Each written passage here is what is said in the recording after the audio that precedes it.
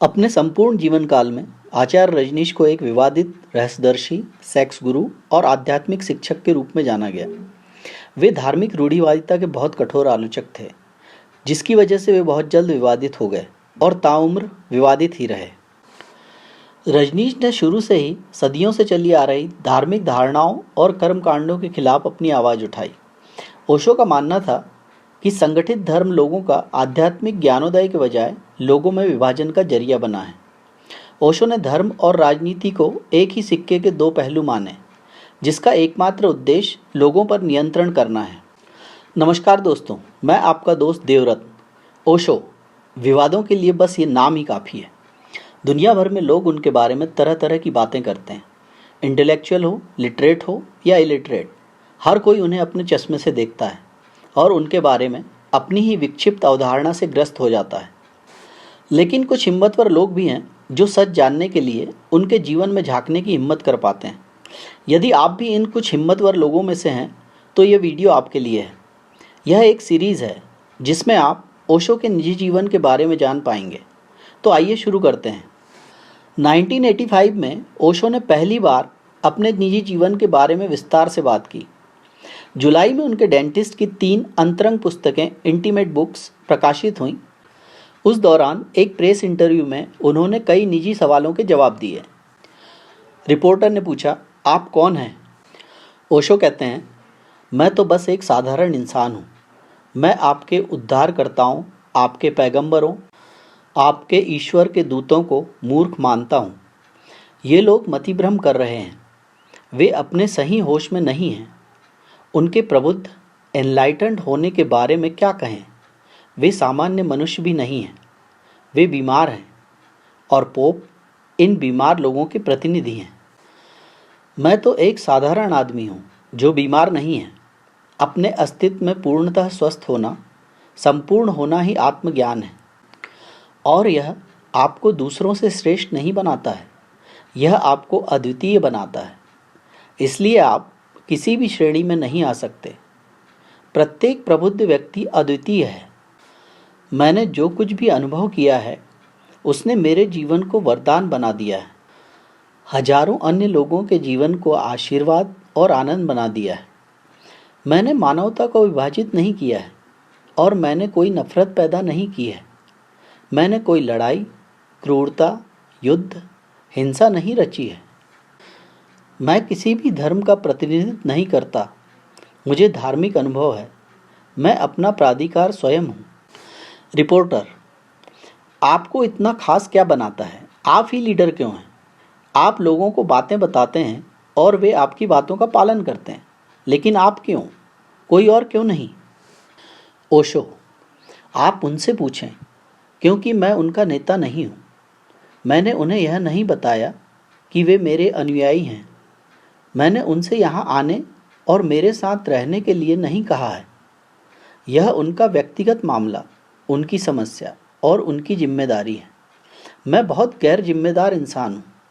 मैं किसी और की जिम्मेदारी नहीं लेता। इतना ही काफ़ी है कि मैं अपनी जिम्मेदारी खुद लेता हूँ। आपको मेरे लोगों से पूछना होगा कि ऐसा क्यों है। रिपोर्टर, क्या यह आपको आश्चर्यचकित करता है कि वे आपका अनुसरण उसी प्रकार करते हैं जैसा आप कहते हैं? ओशो, इससे मुझे बेहद आश्चर्य होता है। यह सचमुच एक चमत्कार है। मैं किसी का नेता नहीं हूँ, लेकिन 5 लाख लोग ऐसे हैं जो सोचते हैं कि वे मेरे अनुयायी हैं। क्या आप आराधना, वर्शिप का आनंद लेते हैं? ओशो, नहीं, बिल्कुल नहीं। मुझे इससे नफरत है। मैं दोस्ती का आनंद लेता हूँ।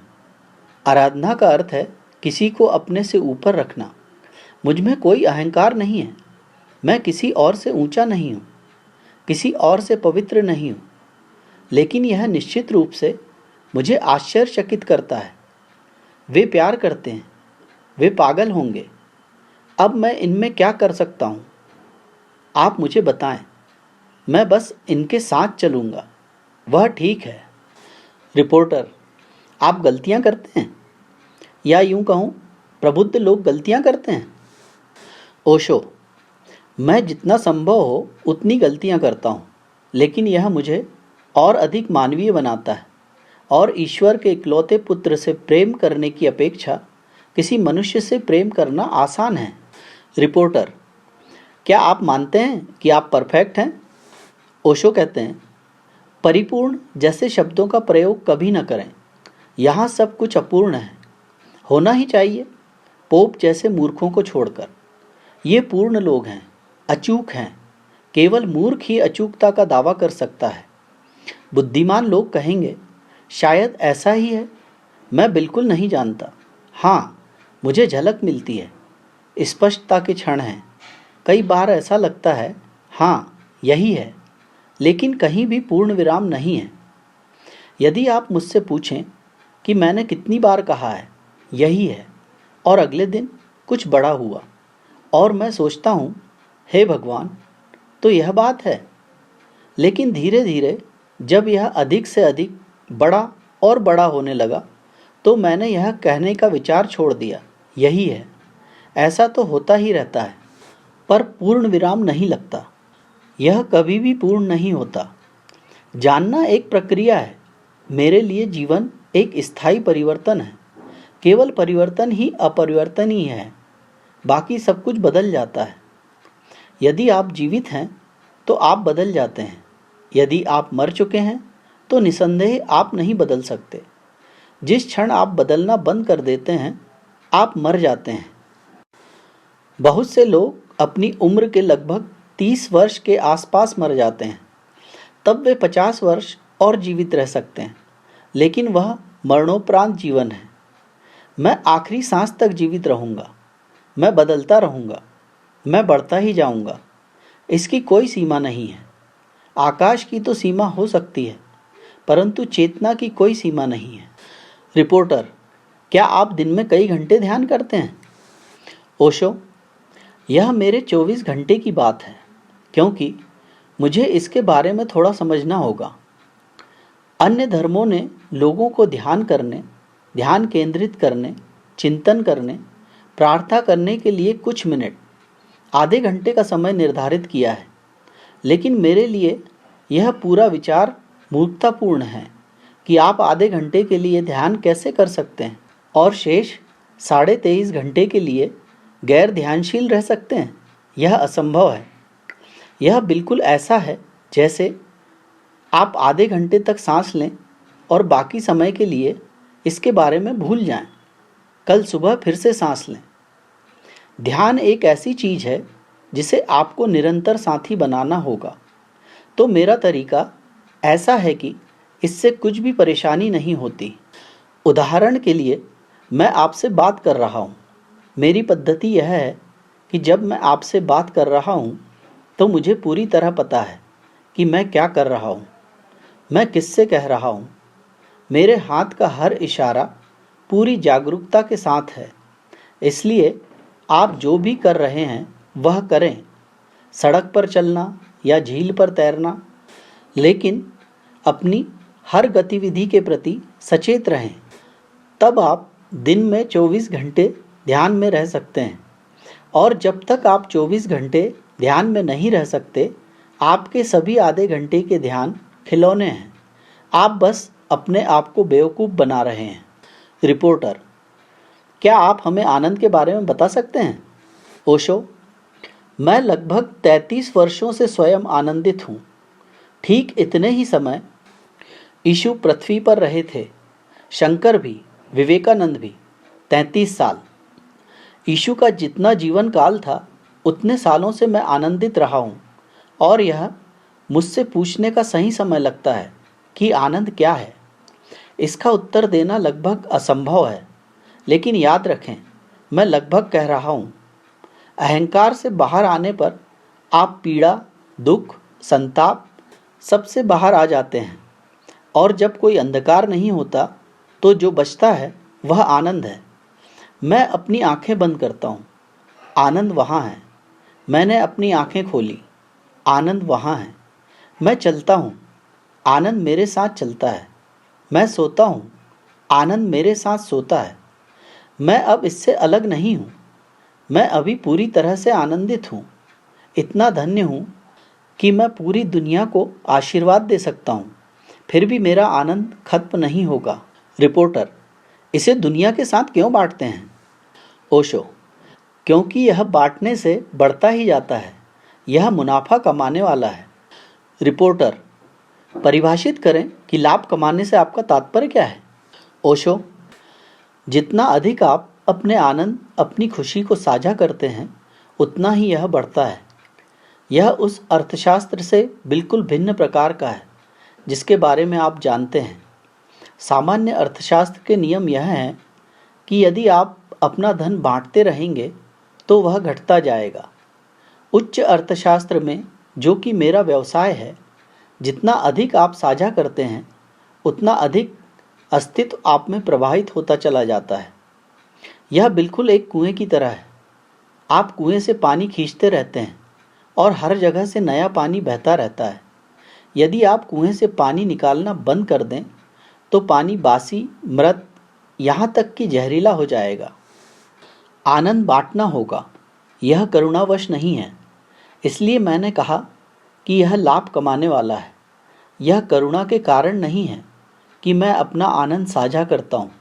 यह केवल साधारण लाभ के उद्देश्य से है। मैं जितना अधिक साझा करता हूँ, यह बढ़ता जाता है। यह बारिश से भरे बादलों की तरह है। इसे कहीं न कहीं बरसना ही होगा, नहीं तो यह भारी हो जाएगा, बोझिल हो जाएगा। हाँ, मैं कहता हूँ, यदि आप अपना आनंद साझा नहीं करेंगे तो यह बासी हो जाएगा। इससे जल्द ही बदबू आने लगेगी। यह मर जाएगा। इसे जीवित रखने, प्रवाहित करने, बढ़ाने, विस्तारित करने के लिए आपको इसे साझा करना होगा। मैं साम्राज्यवादी हूँ। मैं किसी भी चीज़ की कोई सीमा नहीं मानता। रिपोर्टर, हाल ही में आपने कहा था कि अधिकांश लोग जो प्रबुद्ध हो जाते हैं कुछ ही समय बाद मर जाते हैं। आप इतने लंबे समय तक हमारे साथ कैसे रह पाए? ओशो, मैं बहुत आभारी हूँ। सचमुच मुझे आपका आभारी होना चाहिए। यह तुम्हारे लिए प्यार है, और वह प्यार जो तुम मुझ पर बरसाते रहते हो, जिसने मुझे तुम्हारे साथ रहने में मदद की है। प्रेम एक आध्यात्मिक पोषण है। जो लोग आत्मज्ञान के बाद मर गए, वे इसलिए मर गए क्योंकि उन्हें लगा कि उन्होंने इसे पा लिया है और अब जीने का कोई कारण नहीं है। जब मुझे यह मिला तो मैंने खुद से कहा, अब जीने का हर कारण है। खोजने के पहले कोई कारण न था। मैं आसानी से मर सकता था, लेकिन उसे पाने के बाद मेरा प्यार मुझे मरने नहीं देगा। मैंने तुम्हारा इंतज़ार किया और तुम्हारा मेरे पास आना शुरू हो गया। मैंने कोई संदेश नहीं भेजा, कोई पत्र नहीं लिखा, फिर भी तुम दूर देशों से ऐसे आने लगे मानो सदा से मेरे लिए ही हो। अब मैं तुम्हारा हिस्सा हूँ, तुम मेरा हिस्सा हो। मौत के लिए मुझे इतने सारे लोगों से अपने प्यार से दूर ले जाना मुश्किल होगा, बहुत मुश्किल होगा। मैं सुरक्षित हूँ। प्रेम मृत्यु की औषधि है, जीवन की नहीं। सामान्यतः आप सोचते हैं कि जीवन और मृत्यु विपरीत है। नहीं, मृत्यु और प्रेम विपरीत है। अब यह मौत पर बहुत बड़ा दबाव है। मुझे आपका आभारी होना चाहिए।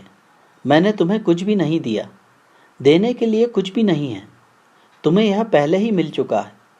ज़्यादा से ज़्यादा मैं तुम्हें झकझोरता रहता हूँ, चौंकाता रहता हूँ, मारता रहता हूँ। क्या आपको लगता है कि यह देना है? लेकिन तुमने मुझसे प्यार किया है, एक ऐसा आदमी जो किसी से प्यार करने के लायक नहीं है। मैं सन्यासियों का अत्यंत आभारी हूँ। तुम मेरी जिंदगी हो। अगर तुम मेरे साथ हो तो कोई मौत नहीं। अगर तुम मेरे साथ नहीं हो तो इसी पल मैं चला जाऊंगा। यह आपका प्यार ही है जो मुझ में सांसें ले रहा है, जी रहा है। यह तुम्हारा आनंद है, तुम्हारे गीत हैं, तुम्हारा नृत्य है। रात को जब मैं सोने जाता हूँ तो मौत से कहता हूँ, कम से कम मेरी सुबह में खलल तो मत डालो। मेरे लोग इंतज़ार कर रहे होंगे कि कब गाना शुरू किया जाए। मैं जीवित हूँ क्योंकि बहुत से लोग चाहते हैं कि मैं जीवित रहूं। अस्तित्व इतने प्रेम के विरुद्ध नहीं जा सकता। अस्तित्व इतने सारे लोगों की अनुमति के बिना कुछ नहीं कर सकता। मौत को इंतज़ार करना होगा। यह सब आप पर निर्भर है। जहाँ तक मेरा सवाल है, मेरा काम पूरा हो गया है। अनुभव करने के लिए और कुछ नहीं है, जानने के लिए और कुछ नहीं है। परंतु मैं तुम्हारे विषय में इतना अधिक चिंतित हो गया हूँ कि मेरा काम समाप्त हो गया, इसकी मुझे कोई परवाह नहीं। ऐसे बहुत से लोग हैं जो मुझसे प्यार करते हैं, जिनका काम खत्म नहीं हुआ है। मुझे जीना है, मौत को टालने के तरीके और साधन खोजने हैं, और मैं बहुत जिद्दी हूँ। मैंने जीवन से संघर्ष किया है और मैं विजयी हुआ हूँ। मृत्यु एक घटिया चीज़ है। अगर मैं जीवन में विजयी हो सकता हूँ तो मैं आसानी से मौत को दरवाजे के बाहर इंतज़ार भी करवा सकता हूँ। मैं इसे तभी अंदर आने दूंगा जब मैं देखूंगा कि आप जाग गए हैं, कि आपकी चेतना जाग गई है, कि अगर मैं यहाँ नहीं हूँ तो भी आप अपना काम जारी रखेंगे। आप दुनिया भर में आग फैलाते रहेंगे। लेकिन कृपया मुझे जीवित रखने के लिए सोते न रहें। दुनिया भर में 8 लाख सन्यासी हैं। मौत के लिए मुझे मेरे लोगों से दूर ले जाना एक कठिन काम होगा। मैं अकेला नहीं हूँ, मैं आपके अस्तित्व में प्रवेश कर चुका हूँ। मैंने खुद को इतने सारे प्राणियों में फैला दिया है कि जब तक मैं मदद नहीं करूँगा, मौत के लिए मुझे इकट्ठा करना लगभग असंभव है। सिर्फ आभारी महसूस मत करो। यदि आप आभारी हैं तो यह अच्छा है, लेकिन पर्याप्त नहीं है। जो हो वही बनो। मुझे आनंदित होने दो।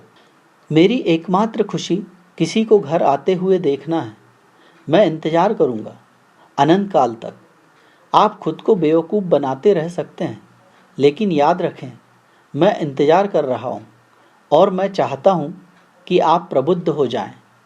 मैं चाहता हूँ कि यह मानव अस्तित्व में सबसे महत्वपूर्ण ऐतिहासिक तथ्य बन जाए कि हजारों लोग अपनी सामान्यता में आराम करें और प्रबुद्ध हो जाएं।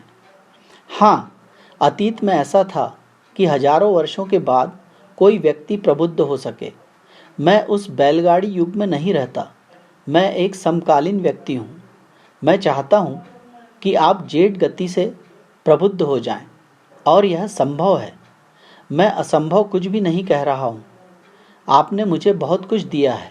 मुझे आश्चर्य है, मैंने ऐसा क्या किया है कि इतने सारे लोग बिना किसी कारण के मुझ पर अपना प्यार लुटाते रहते हैं, जो किसी लायक नहीं है। और आपका प्यार बढ़ता जाता है। जैसे जैसे आपका प्यार बढ़ता जाता है, मैं और अधिक स्वस्थ होता जाता हूँ। जल्दी ही मैं आपके साथ डांस करने जा रहा हूँ। मैं केवल 54 वर्ष का हूँ, लेकिन ऐसा लगता है कि मैं प्राचीन हूँ। लेकिन अंदर से मैं बिल्कुल एक बच्चे की तरह महसूस करता हूँ, जो अभी अभी पैदा हुआ है, सुबह की धूप में ओस की बूंदों की तरह ताज़ा। लेकिन शरीर में मुझे ऐसा महसूस होता है मानो मैंने एक ही जीवन में कई जिंदगियां जी ली हों। मैं प्राचीन हूँ, बहुत प्राचीन। आप मुझ में मेरी आंखों में देख सकते हैं। आप मानवता के पूरे अतीत को देखेंगे। मैं अस्तित्व जितना ही पुराना हूँ, क्योंकि मैं सदैव यहीं रहा हूँ। मैं भी इस अस्तित्व का हिस्सा हूँ, जैसे आप हिस्सा हैं। और मैं इतने सारे शरीरों में रह चुका हूँ कि अब किसी भी शरीर में मेरी पहचान नहीं हो पाती। जब आपको इतनी सारी रेलगाड़ियाँ बदलनी पड़ती हैं तो आपको यह महसूस होता है कि कोई भी रेलगाड़ी आपकी नहीं है। आने वाले जंक्शन पर फिर से ट्रेन बदलनी पड़ती है। इस शरीर में मुझे 54 वर्ष हो गए हैं, लेकिन 54 वर्षों में मैंने वह जीवन जी लिया है जो 200 वर्षों में भी जीना संभव नहीं है। मैं गहनता से, समग्रता से जिया हूँ। मैं जो भी जिस समय कर रहा हूँ, पूरे मन से कर रहा हूँ, मानो अगले ही पल मौत हो। इस बार आखिरी बार है। मैं बार बार शरीर में आता रहा हूँ, लेकिन इस बार यह आखिरी बार है। आत्मज्ञान के बाद आप वापस शरीर में नहीं आ सकते।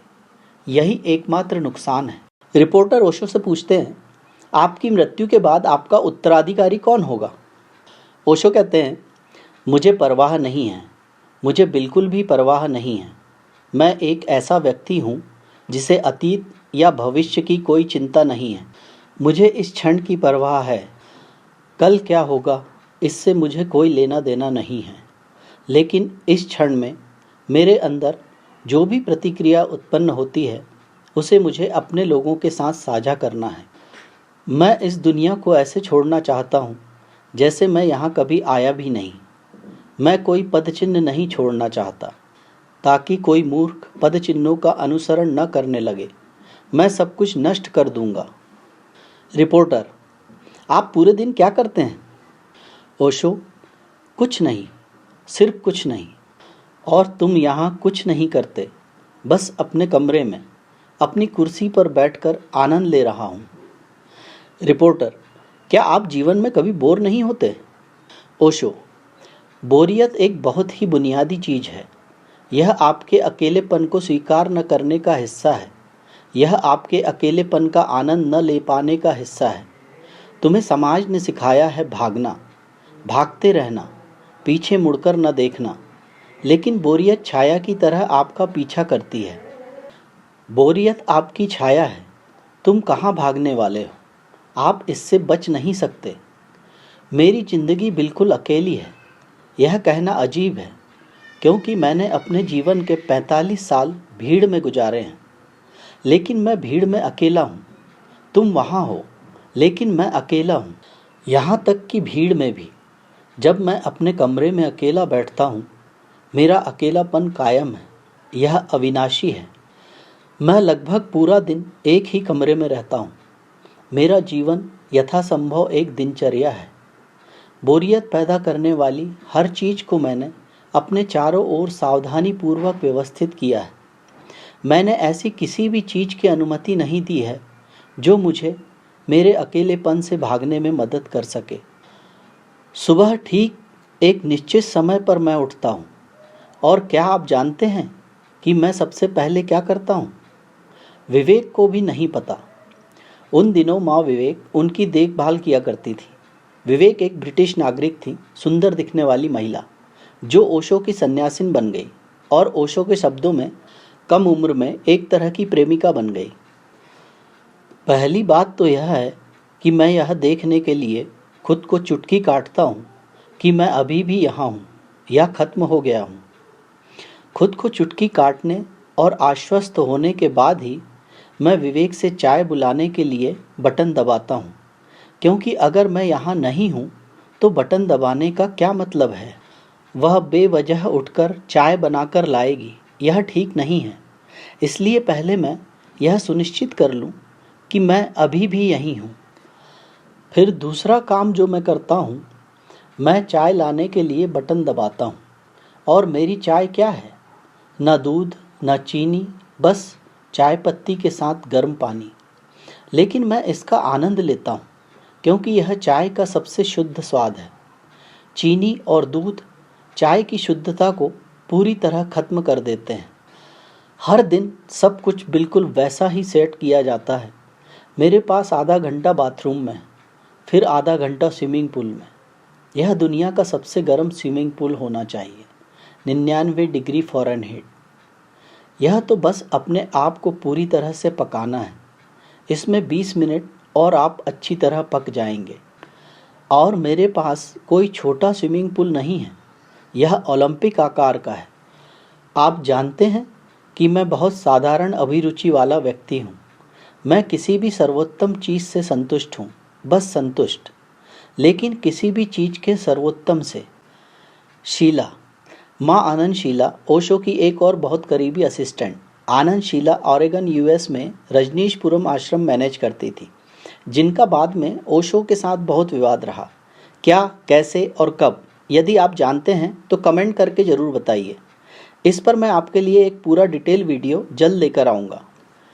शीला मुझसे पूछ रही थी, ओलंपिक आकार के स्विमिंग पूल के साथ आप क्या करने जा रहे हैं? मैंने कहा, यह मुद्दा नहीं है। मैं जो करने जा रहा हूँ वह ओलंपिक आकार के साथ करना है। आकार ओलंपिक होना चाहिए।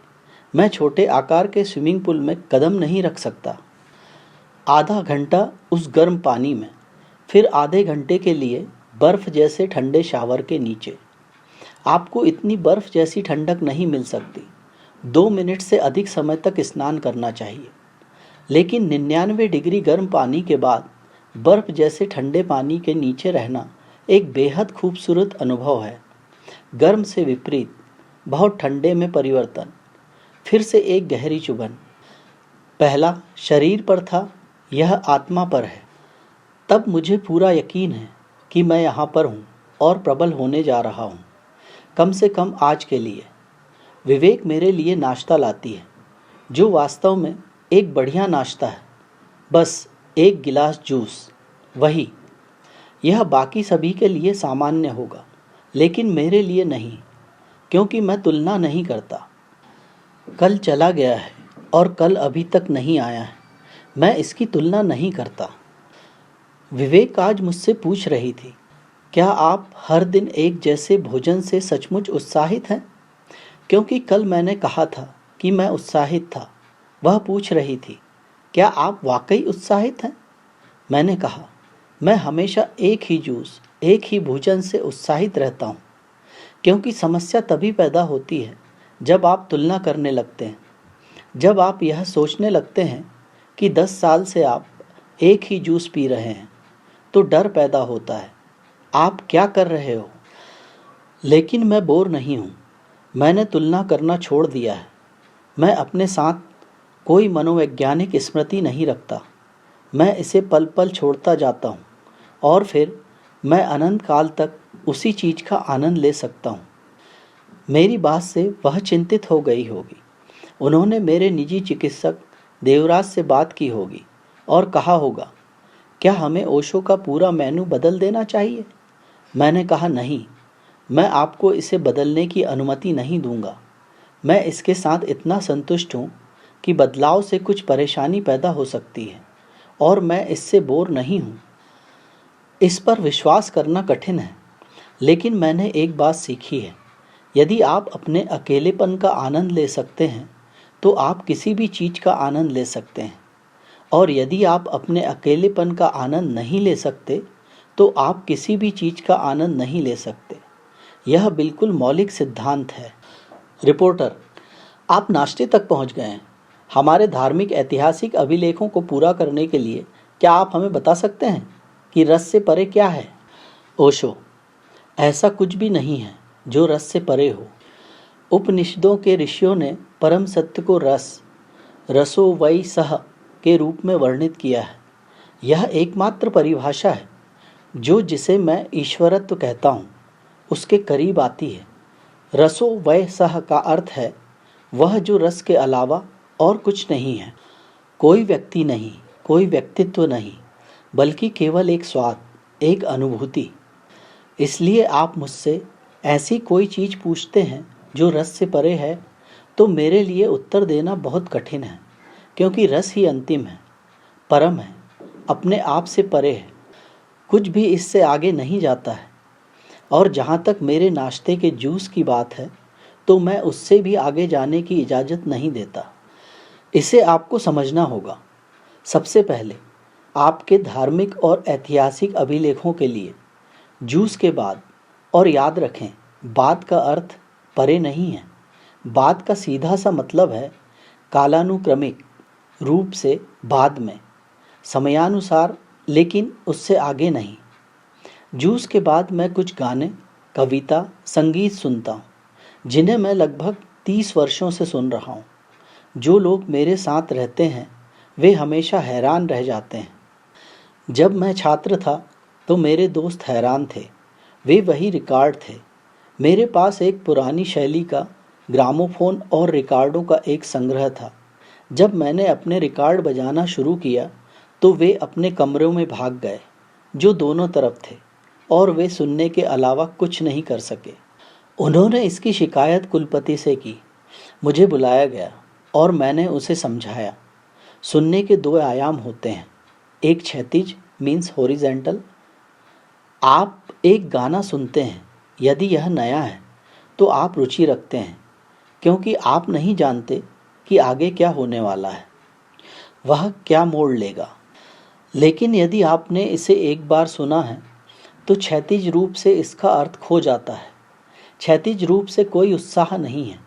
आप अच्छी तरह से जानते हैं कि आगे क्या होने वाला है, और जब आप इसे पहले से ही जानते हैं तो आप उत्साहित कैसे हो सकते हैं?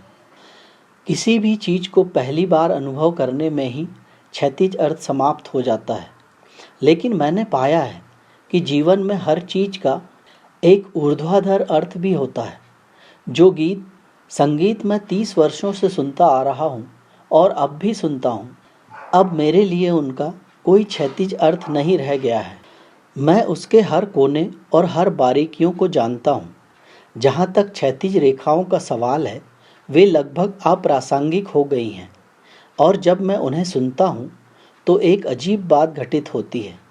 शारीरिक रूप से मैं लगभग सो जाता हूँ, लेकिन मैं सुनता रहता हूँ, और इस अवस्था में हजारों बार सुने गए शब्द अब सार्थक नहीं रह जाते, बल्कि शब्दों से भी गहरी कोई बात खुलने लगती है। गीत शब्दों में नहीं है, यह शब्द के चारों ओर, शब्दों के बीच, पंक्तियों के बीच कुछ है, लेकिन शब्द में कभी नहीं। यदि यह प्रामाणिक कविता है तो इसमें एक गहराई होगी जहाँ शब्द खो जाते हैं। आप अर्थ में ही गोता लगाते हैं, शुद्ध अर्थ में। यह अधिक ध्वनि और मौन है। शब्द बहुत पीछे छूट गया है। शब्द लगभग पारदर्शी हो जाता है। पूर्व में इसकी खोज हजारों वर्ष पहले हुई थी। अंग्रेजी में पढ़ने के लिए आपके पास एक शब्द है, स्टडी। संस्कृत में पढ़ने के लिए हमारे पास 2 शब्द हैं, अध्ययन, जिसका अर्थ है अध्ययन, और पथ, जिसका अनुवाद नहीं किया जा सकता। पथ का अर्थ है किसी चीज़ को बार बार पढ़ना, न कि यह समझना कि भाषाई रूप से इसका क्या अर्थ है, जिसे आप एक बार या 2 बार पढ़कर समझ सकते हैं। आपको इसे हजारों बार पढ़ने की ज़रूरत नहीं है। यदि आप इसे 5 या 10 बार पढ़कर भी नहीं समझ सकते, तो आप इसे 1000 बार पढ़ने में भी समझने में सक्षम नहीं हैं। इसे 1000 बार पढ़ने का उद्देश्य यह नहीं है। उद्देश्य यह है कि शब्द से आगे कैसा जाया जाए। एकमात्र तरीका यह है कि शब्दों को इतनी बार दोहराया जाए कि वे बिल्कुल अर्थहीन, अप्रासंगिक हो जाएं। और जब यह अप्रासंगिक हो जाता है, तभी ऊर्ध्वाधर आयाम खुलता है। तुम उसकी गहराई में उतरने लगते हो। लेकिन यह केवल प्रामाणिक कविता या प्रामाणिक संगीत से ही संभव है। साधारण संगीत या मन द्वारा रचित साधारण कविता से नहीं। वह शब्दों के साथ एक खेल के अलावा और कुछ नहीं है, बताने लायक कुछ भी नहीं है। आदमी के पास उन शब्दों में डालने के लिए कोई अनुभव नहीं है, कोई रस नहीं है, ताकि वे शब्द संदेश के वाहक बन सकें।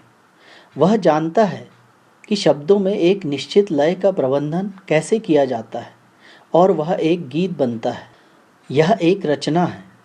लेकिन जब कोई गीत बनता है तो इसका मतलब है कि यह मन द्वारा नहीं रचा गया है, बल्कि लय, सामंजस्य के एक निश्चित अनुभव से उत्पन्न हुआ है, और आप इसे शब्दों के माध्यम से व्यक्त करने का प्रयास करते हैं, क्योंकि शब्द दूसरों तक पहुंच सकते हैं।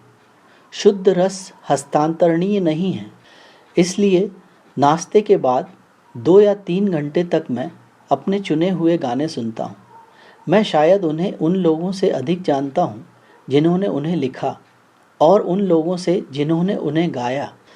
यह लगभग गहन मौन की स्थिति है, और मौन के कारण मेरा शरीर शिथिल हो जाता है और सो जाता है, लेकिन मैं जाग रहा हूँ।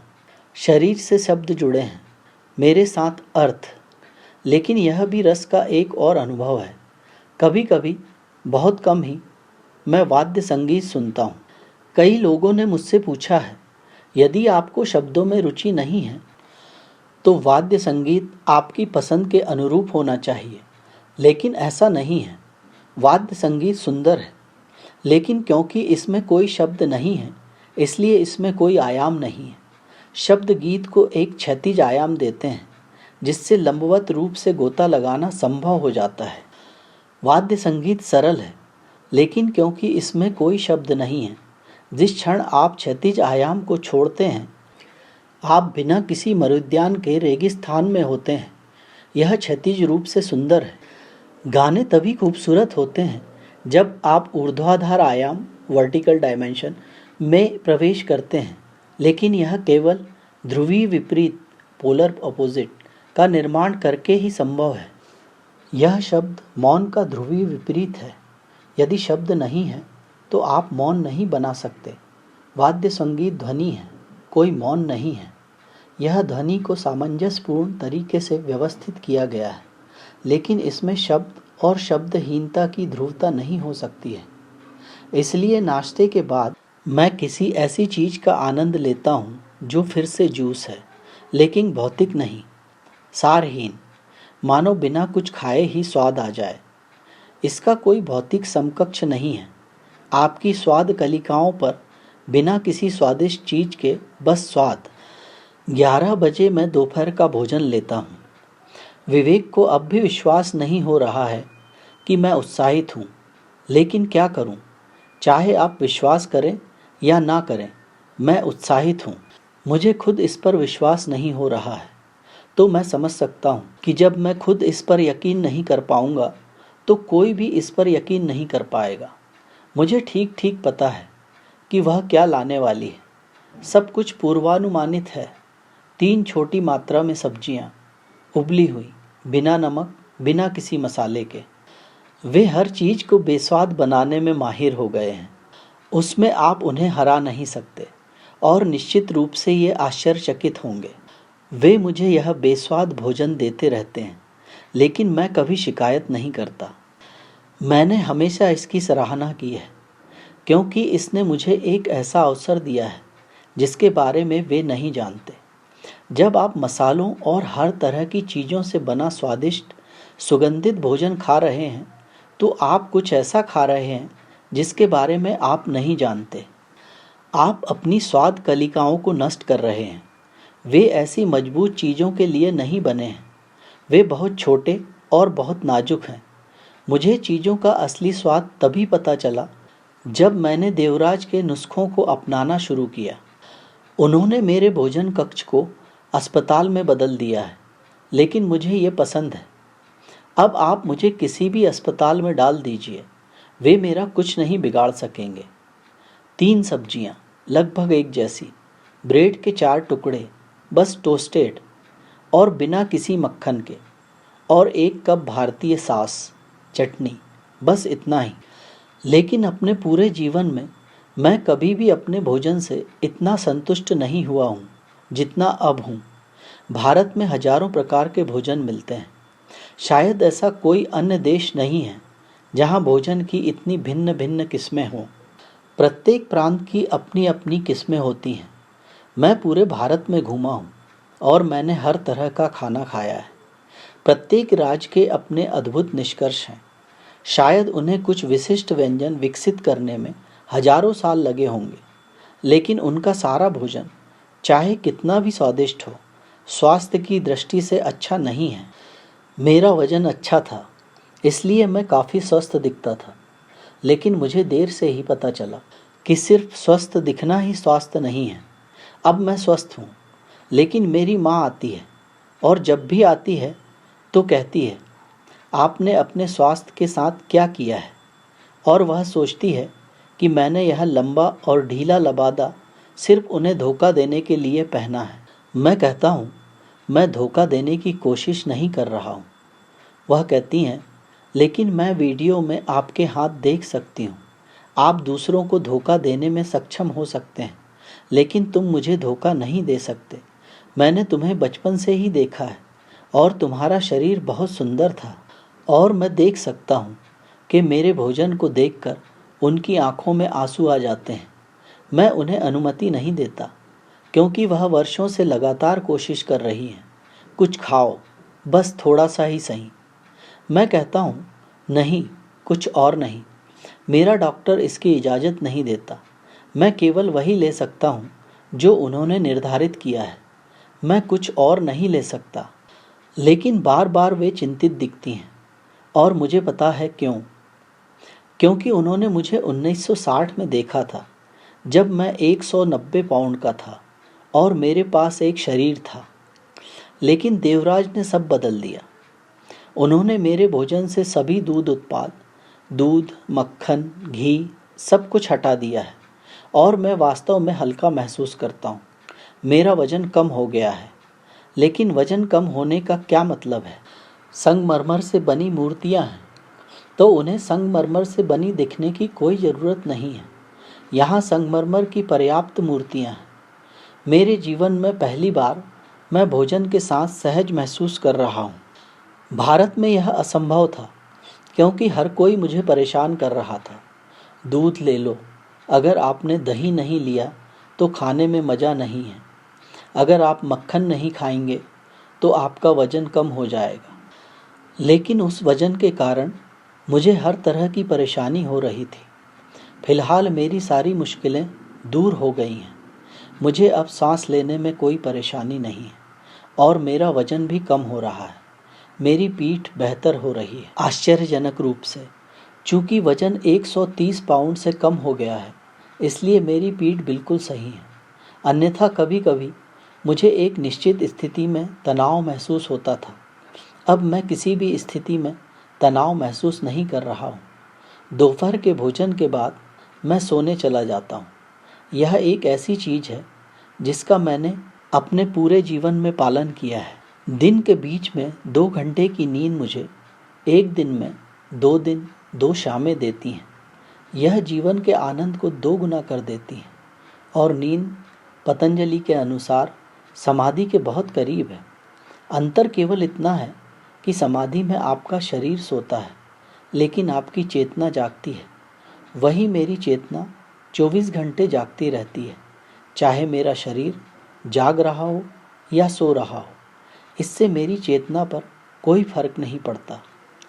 लेकिन शरीर को पूर्ण विश्राम देने के लिए, यहाँ तक कि इस आरामदायक कुर्सी पर बैठना भी गुरुत्वाकर्षण के कारण शरीर के लिए पूर्ण विश्राम नहीं है। इसलिए दिन में 2 घंटे के लिए मैं एक छोटी सी रात का आनंद लेता हूँ और मैं अपने कमरे में पूरी तरह से अंधेरा कर देता हूँ। कई बार मैं भूल जाता हूँ। जब मैं 1:45 बजे उठता हूँ तो मुझे यह पता लगाने में थोड़ा समय लगता है कि सुबह है या दोपहर। और कभी कभी विवेक को मुझे जगाने के लिए आना पड़ता है क्योंकि मुझे पूरी तरह भूल गया है कि दोपहर हो गई है। तो मैंने उससे कहा है, आप 1:45 बजे तक इंतज़ार कर सकती हैं। इससे ज़्यादा आपको इंतज़ार नहीं करना चाहिए। इसका मतलब है कि मुझे स्पष्ट नहीं है कि सुबह है या शाम और लोग ड्राइव बाय का इंतज़ार कर रहे होंगे, इसलिए आप मुझे जगा देना। फिर एक कप चाय, वही, क्योंकि फिर सुबह हो गई है। फिर मैं आप सभी से मिलने जाऊंगा। मेरे लिए तुम्हें खुश, नाचते गाते, आनंद लेते देखना ही काफ़ी है। मैं यही चाहता हूँ कि पूरी दुनिया ऐसी हो, बस हमेशा नाचने और गाने के मूड में। जो लोग सिर्फ दर्शक बनकर आते हैं वे इस पर विश्वास नहीं कर पाते। पत्रकार विश्वास ही नहीं कर सकते कि लोग इतने खुश, इतने आनंदित हो सकते हैं। वे सोचते हैं कि आप इसे करा रहे हैं। और मैं ये नहीं कह सकता कि पत्रकार जानबूझकर इसे गलत तरीके से पेश कर रहे हैं। उन्होंने सारा संसार देखा है, कहीं कोई आनंद नहीं है। वे कैसे विश्वास कर सकते हैं कि इतने सारे लोग खुश हो सकते हैं और बिना कुछ किए, क्योंकि हमारे पास क्या है, और बस आपको खुश देखना ही वह सब है जिसके लिए मैं यहाँ हूँ। आपसे और कुछ अपेक्षित नहीं है। किसी भी गुरु ने आपसे कभी भी इससे कम की अपेक्षा नहीं की है जितनी मैं आपसे अपेक्षा करता हूँ। बस आपको खुश रहना चाहिए कि आपको दुखों और कष्टों को अपने से नीचे समझना चाहिए। पूरी दुनिया आपके बिना दुखी और पीड़ित होने के लिए तैयार है। क्या आपको लगता है कि दुनिया आपके दुख, पीड़ा को याद करेगी? उसके बारे में चिंता मत करो। आप आनंद ले सकते हैं, आप आनंदित हो सकते हैं। मैं कई बार लोगों को लाइन में खड़े देखता हूँ, दर्शक जो ड्राइव बाय के लिए आते हैं। वे मेरी ओर नहीं देखते।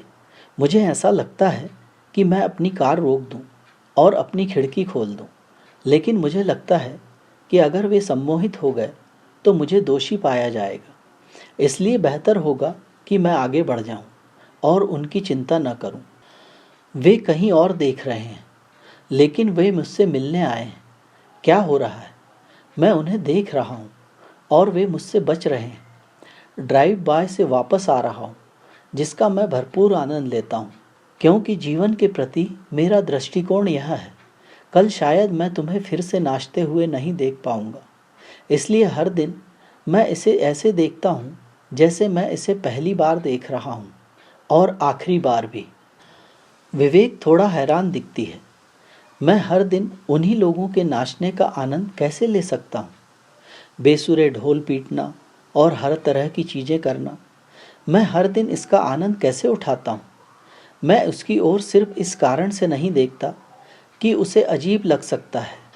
मैं उसकी ओर एक बार भी नहीं देखता, उसे अजीब लग सकता है, क्योंकि वह मुझे हर दिन उसी दृश्य का आनंद लेते देख रही है।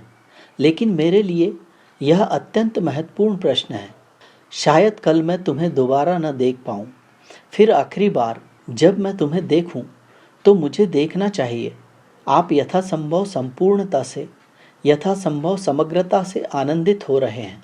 और क्योंकि मैं कभी तुलना नहीं करता, तो यह सवाल ही नहीं उठता कि आप वही लोग हैं जो एक ही गाना गाते हैं, एक ही ड्रम बजाते हैं।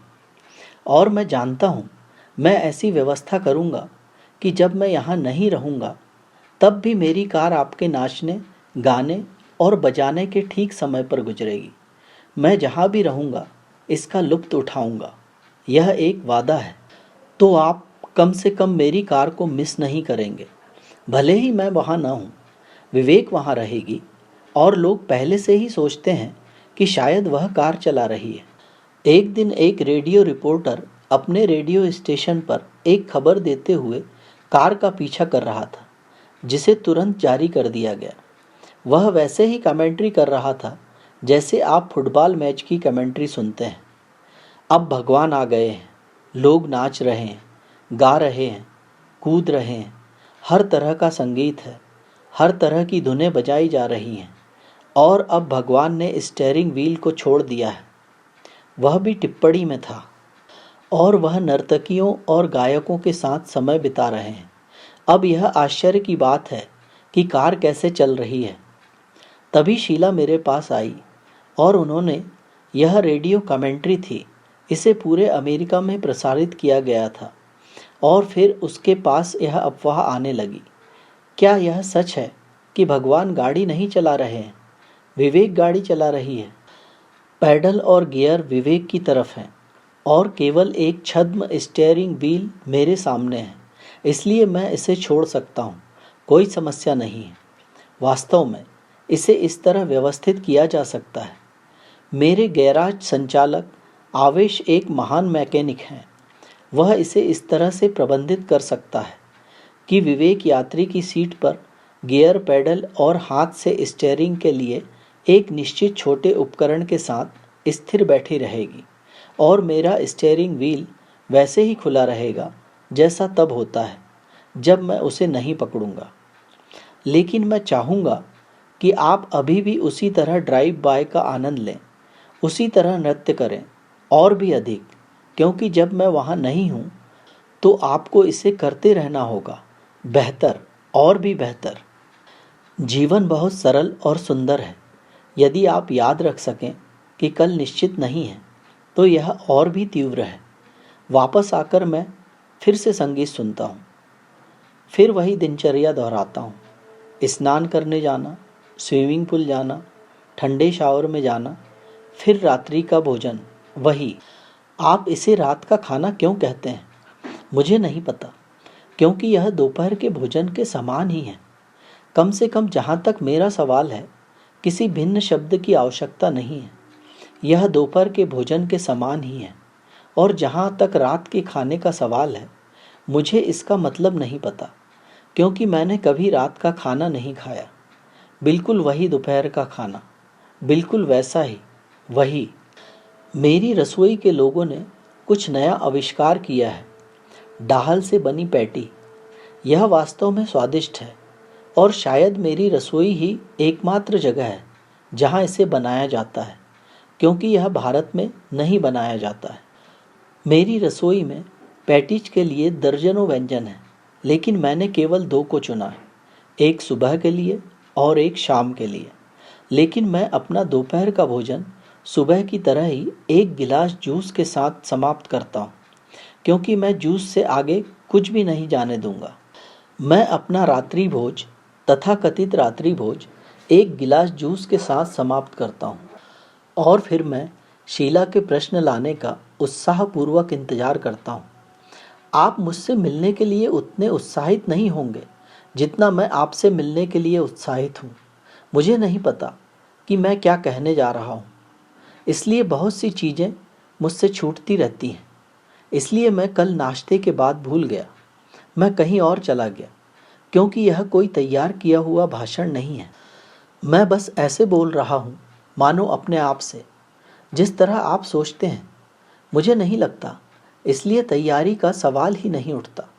मैं तो बस बोलना शुरू कर देता हूँ। बिना सोचे समझे बोलना थोड़ा अजीब तो होगा ही। प्रवचन के बाद मैं शीला के साथ कुछ काम करता हूँ, सन्यासियों के आध्यात्मिक विकास से संबंधित कुछ, और लगभग 10 बजे मैं जूस का आखिरी गिलास लेता हूँ और नींद या समाधि में चला जाता हूँ, जो मेरे लिए दोनों समान है। अब आप देख सकते हैं कि रस के अतिरिक्त मेरे पास कुछ भी नहीं है। रस ही अंतिम और परम वस्तु है। रसो वै सह, वह जो रस के अलावा और कुछ नहीं है। संस्कृत सूत्र में वे सर्वनाम वह का उपयोग नहीं करते हैं, इसके बजाय वे वह का उपयोग करते हैं। यह बिल्कुल स्पष्ट है कि वे स्वयं अस्तित्व की बात कर रहे हैं, अस्तित्वहीन ईश्वर की नहीं। रात के 11 बजे अपने पूरे जीवन में मैंने एक विशेष प्रकार की भारतीय मिठाई खाई है, जिसे खाकर मैं बिस्तर पर चला जाता हूँ। अपनी मिठाई खाए बिना मुझे नींद नहीं आती। रिपोर्टर, यह कैसी मिठाई है? ओशो, यह एक बंगाली मिठाई है जो पश्चिम में नहीं जानी जाती, लेकिन सबसे अच्छी है। यह दूध से बनती है। क्रीम निकाल ली गई है। आप दूध को गर्म करें और उबलते दूध में सिर्फ नींबू का रस डालें। यह अलग हो जाता है और जो बचता है उसे रसगुल्ला कहते हैं। यह कुछ ऐसा है जिसका पश्चिम ने उपयोग नहीं किया है। यह सबसे हल्की मिठाई है। बंगाल में यह रोगियों या उन लोगों को दिया जाता है जो लंबी बीमारी से उबर रहे हैं। यह बहुत उपयोगी और अत्यधिक स्वादिष्ट है। 11 बजे से 6 बजे तक मैं फिर से बाहर हो गया, और अगर कल अस्तित्व मुझे फिर चाहेगा तो मैं जाग जाऊंगा, अन्यथा मैं चला गया, हवा के साथ चला गया। मैं 3 तकिए लगाकर सोता हूँ, दोनों तरफ एक एक, और एक मेरे सिर के नीचे। और मैं बहुत बड़े तकिए का उपयोग करता हूँ, शायद सबसे बड़े आकार का। मैं उन दोनों के बिना नहीं सो सकता। वे दोनों बिल्कुल मेरी नींद का हिस्सा हैं। अगर कोई मेरा एक तकिया ले लेता है तो मेरे लिए सोना मुश्किल हो जाता है। मुझे उसकी याद आएगी पूरी रात। मैं अपने बाथरूम में 1.5 घंटा बिताता हूँ। स्नान में आराम करता हूँ। मुझे अपना बाथरूम सबसे ज़्यादा पसंद है। यह मेरा मंदिर है। उन्होंने मेरे लिए सचमुच सुंदर, भव्य बाथरूम बनाए हैं, और केवल एक ही नहीं, क्योंकि मैं हमेशा हर चीज़ में 2 के पक्ष में रहता हूँ, उससे कम नहीं। क्योंकि अगर एक बाथरूम में कुछ गलत हो जाता है तो मैं अपना स्नान नहीं छोड़ूंगा। दूसरे बाथरूम को लगातार सतर्क और तैयार रहना होगा। तो 1.5 घंटे तक मैं अपने बाथरूम में एंजॉय करता हूँ। मेरे पास सबसे अच्छे बबल बाथ हैं। मुझे परफ्यूम से एलर्जी है, इसलिए मैं केवल हर्बल बबल बाथ ही ले सकता हूँ। यदि आप मेरे बाथरूम में आएंगे तो आप यह देखकर आश्चर्यचकित रह जाएंगे कि मुझे वहाँ कितना खजाना मिला है। दुनिया के सबसे अच्छे शैम्पू, हेयर कंडीशनर, बिना इत्र के तरल साबुन, सभी प्रकार के। मेरे लिए हर दिन चुनना वाकई मुश्किल होता है। मुझे यह पता लगाने में लगभग 5 मिनट लग गए कि यह संयोजन क्या करेगा। रिपोर्टर, अब आप यहाँ वहाँ गाड़ी चलाने नहीं जाते, क्या यह सही है? अब हर दिन नहीं। जब मैं बोल नहीं रहा था, जब मैं मौन था, मैं हर दिन अपने सन्यासियों को देखना चाहता था, इसलिए ड्राइव बाय का आविष्कार किया गया था। अब मैं रोज़ सुबह 2.5 घंटे उन्हें देख रहा हूँ, तो कोई ज़रूरत नहीं है। लेकिन हम साल भर में 4 उत्सव मनाते हैं। यह 7 दिवसीय उत्सव होगा। प्रत्येक उत्सव में ड्राइव बॉय उनके पास ही होगा। रिपोर्टर, जब आप अपने शिष्यों के पास से गुजरते हैं तो आप अपनी कार के अंदर क्या अनुभव करते हैं? ओशो: मैं उनसे प्यार करता हूँ। बस उन्हें देखना ही मेरे लिए बहुत बड़ा संतोष है। उन्हें नाचते हुए देखना, उन्हें हंसते हुए देखना। मैं महसूस करता हूँ, मैं निश्चित रूप से धन्य हूँ। मुझे नहीं लगता कि इतना प्यार कभी किसी को मिला होगा। खुशी खुशी को आकर्षित करती है। प्रेम भाव अधिक प्रेम को आकर्षित करता है। आनंद अधिक आनंद को आकर्षित करता है। खिलखिलाओ और जल्द ही तुम हंसने लगोगे। बस अपने हाथ और पैर हिलाने की कोशिश करो और जल्द ही आप नाचने लगेंगे। मैं इसे हर दिन ड्राइव बॉय के दौरान होते हुए देखता हूँ। पहले लोग कोशिश करते हैं क्योंकि यह उनकी परवरिश के बहुत खिलाफ है, लेकिन फिर वे देखते हैं कि दूसरे भी ऐसा कर रहे हैं। लोग ऐसा कर रहे हैं। अपने विरुद्ध अनिच्छा से वे थोड़ा आगे बढ़ना शुरू करते हैं और जल्द ही वे नाचने लगते हैं। एक बूढ़ा आदमी है। पहले वह बस खड़ा रहता था। मैं तो उसे देखता ही रह गया कि क्या होता है। वह बूढ़ा है। उसका अतीत बहुत घना है, लेकिन धीरे धीरे वह आगे बढ़ने लगा। एक दिन मैंने देखा, वह एक बांसुरी लाया था, लेकिन उसने बांसुरी को अपनी बाह के नीचे दबा रखा था। फिर उन्होंने बांसुरी बजाना शुरू कर दिया। फिर उन्होंने एक साथ बांसुरी बजाना और नृत्य करना शुरू कर दिया। और आज वह अपने सिर के ऊपर हाथ में बांसुरी लेकर नाच रहा था। उसने सब कुछ छोड़ दिया था। वह भूल गया था वह बूढ़ा है। वह भूल गया कि उसे ऐसा कुछ नहीं करना है और वह बहुत खुश था। बस उसका चेहरा देखना, यह एक खूबसूरत पल था। वह फिर बच्चा बन गया। उसकी आंखों में फिर वही मासूमियत थी। मैं एक ड्राइव पर जाता हूँ जो मुझे हमेशा से पसंद रही है, और मेरे सन्यासियों ने सिर्फ मेरे लिए एक सुंदर सड़क बनाई है। शायद मैं दुनिया का सबसे गरीब और सबसे अमीर आदमी हूँ। मेरे पास कुछ भी नहीं है, लेकिन जो कुछ भी किसी के पास हो सकता है, मैं उसका उपयोग करता हूँ। मुझे नहीं लगता कि इंग्लैंड की रानी के पास भी जंगल में, पहाड़ों में, किसी झील के किनारे जाने वाली कोई सड़क थी। इसका उपयोग केवल 1 घंटे के लिए किया जाता है और कोई ट्रैफिक नहीं है। इसलिए दाईं ओर होने या बाईं ओर होने के किसी भी मूर्खतापूर्ण कानून का पालन करने का कोई सवाल ही नहीं है। अधिकतर मैं मध्य में रहने का अनुसरण करता हूँ, जिसकी दुनिया में कहीं और अनुमति नहीं है। इसलिए मैं इसका आनंद लेता हूँ। रिपोर्टर: वे कौन लोग हैं जो आपके रोज़मर्रा के जीवन में आपके करीब आते हैं? ओशो: जाहिर है 2000 5000 लोग आसपास नहीं हो सकते। अब पूरा कम्यून एक साथ सुबह ही मेरी बात सुनता है। यदि कोई समस्या हो तो शाम को मेरी सचिव शीला आती है, जिसके लिए उन्हें मुझसे मार्गदर्शन की आवश्यकता हो। दिन में एक अन्य सन्यासी विवेक मेरे भोजन का ध्यान रखती है। वह तभी आती है जब मैं उसे अपना खाना या चाय लाने के लिए आवाज़ देता हूँ, नहीं तो मैं बिल्कुल अकेला रह जाता हूँ। मुझे एक विशेष प्रकार की कुर्सी की आवश्यकता है। मैं केवल इस कुर्सी का उपयोग करता हूँ। यह मेरे सन्यासियों ने बिल्कुल मेरी पीठ को सहारा देने के लिए बनाई है, क्योंकि डॉक्टरों ने ऐसा कहा था। वे मेरे लिए सब कुछ बनाते हैं। ये कुर्सी, मेरे जूते, मेरी पोशाकें, मेरी टोपी, यहाँ तक कि मेरी घड़ी भी, वे सब कुछ मेरे लिए बनाते हैं। और क्योंकि वे इसे इतने प्यार से, इतनी भावना से बनाते हैं कि मैं महसूस कर सकता हूँ, ये रोब सिर्फ कपड़ा नहीं है। मैं निश्चित रूप से एक कामुक आदमी हूँ। इस वस्त्र को पहनकर मैं अपने सन्यासियों को, मेरे प्रति उनके प्रेम को महसूस कर सकता हूँ। इस घड़ी को पहनकर मैं उस व्यक्ति को महसूस कर सकता हूँ जिसने इस पर कड़ी मेहनत की है। मैं जानता हूँ कि कोई भी फैशन के प्रति जागरूक लोग, विशेषकर महिलाएं जिन्होंने आपको देखा है, कहेंगे, वह इतने शानदार कपड़े कहाँ से लाता है। मेरी औरतें उन्हें बनाती हैं। वे मुझे शानदार कपड़ों में देखना पसंद करते हैं। रिपोर्टर: क्या आप फैशन के प्रति जागरूक हैं? ओशो: मुझे वह हर चीज़ पसंद है जो खूबसूरत है। मैं यह नहीं कहूँगा कि मैं फैशन के प्रति जागरूक हूँ, क्योंकि मेरा पहनावा कोई फैशन नहीं है। खैर, आप एक नया फैशन शुरू कर रहे होंगे, यह संभव है। मुझे वह सब कुछ पसंद है जो सुंदर है, लेकिन मैं फैशन के प्रति सचेत नहीं हूँ, अन्यथा मैं किसी और फैशनेबल व्यक्ति की नकल कर रहा होता।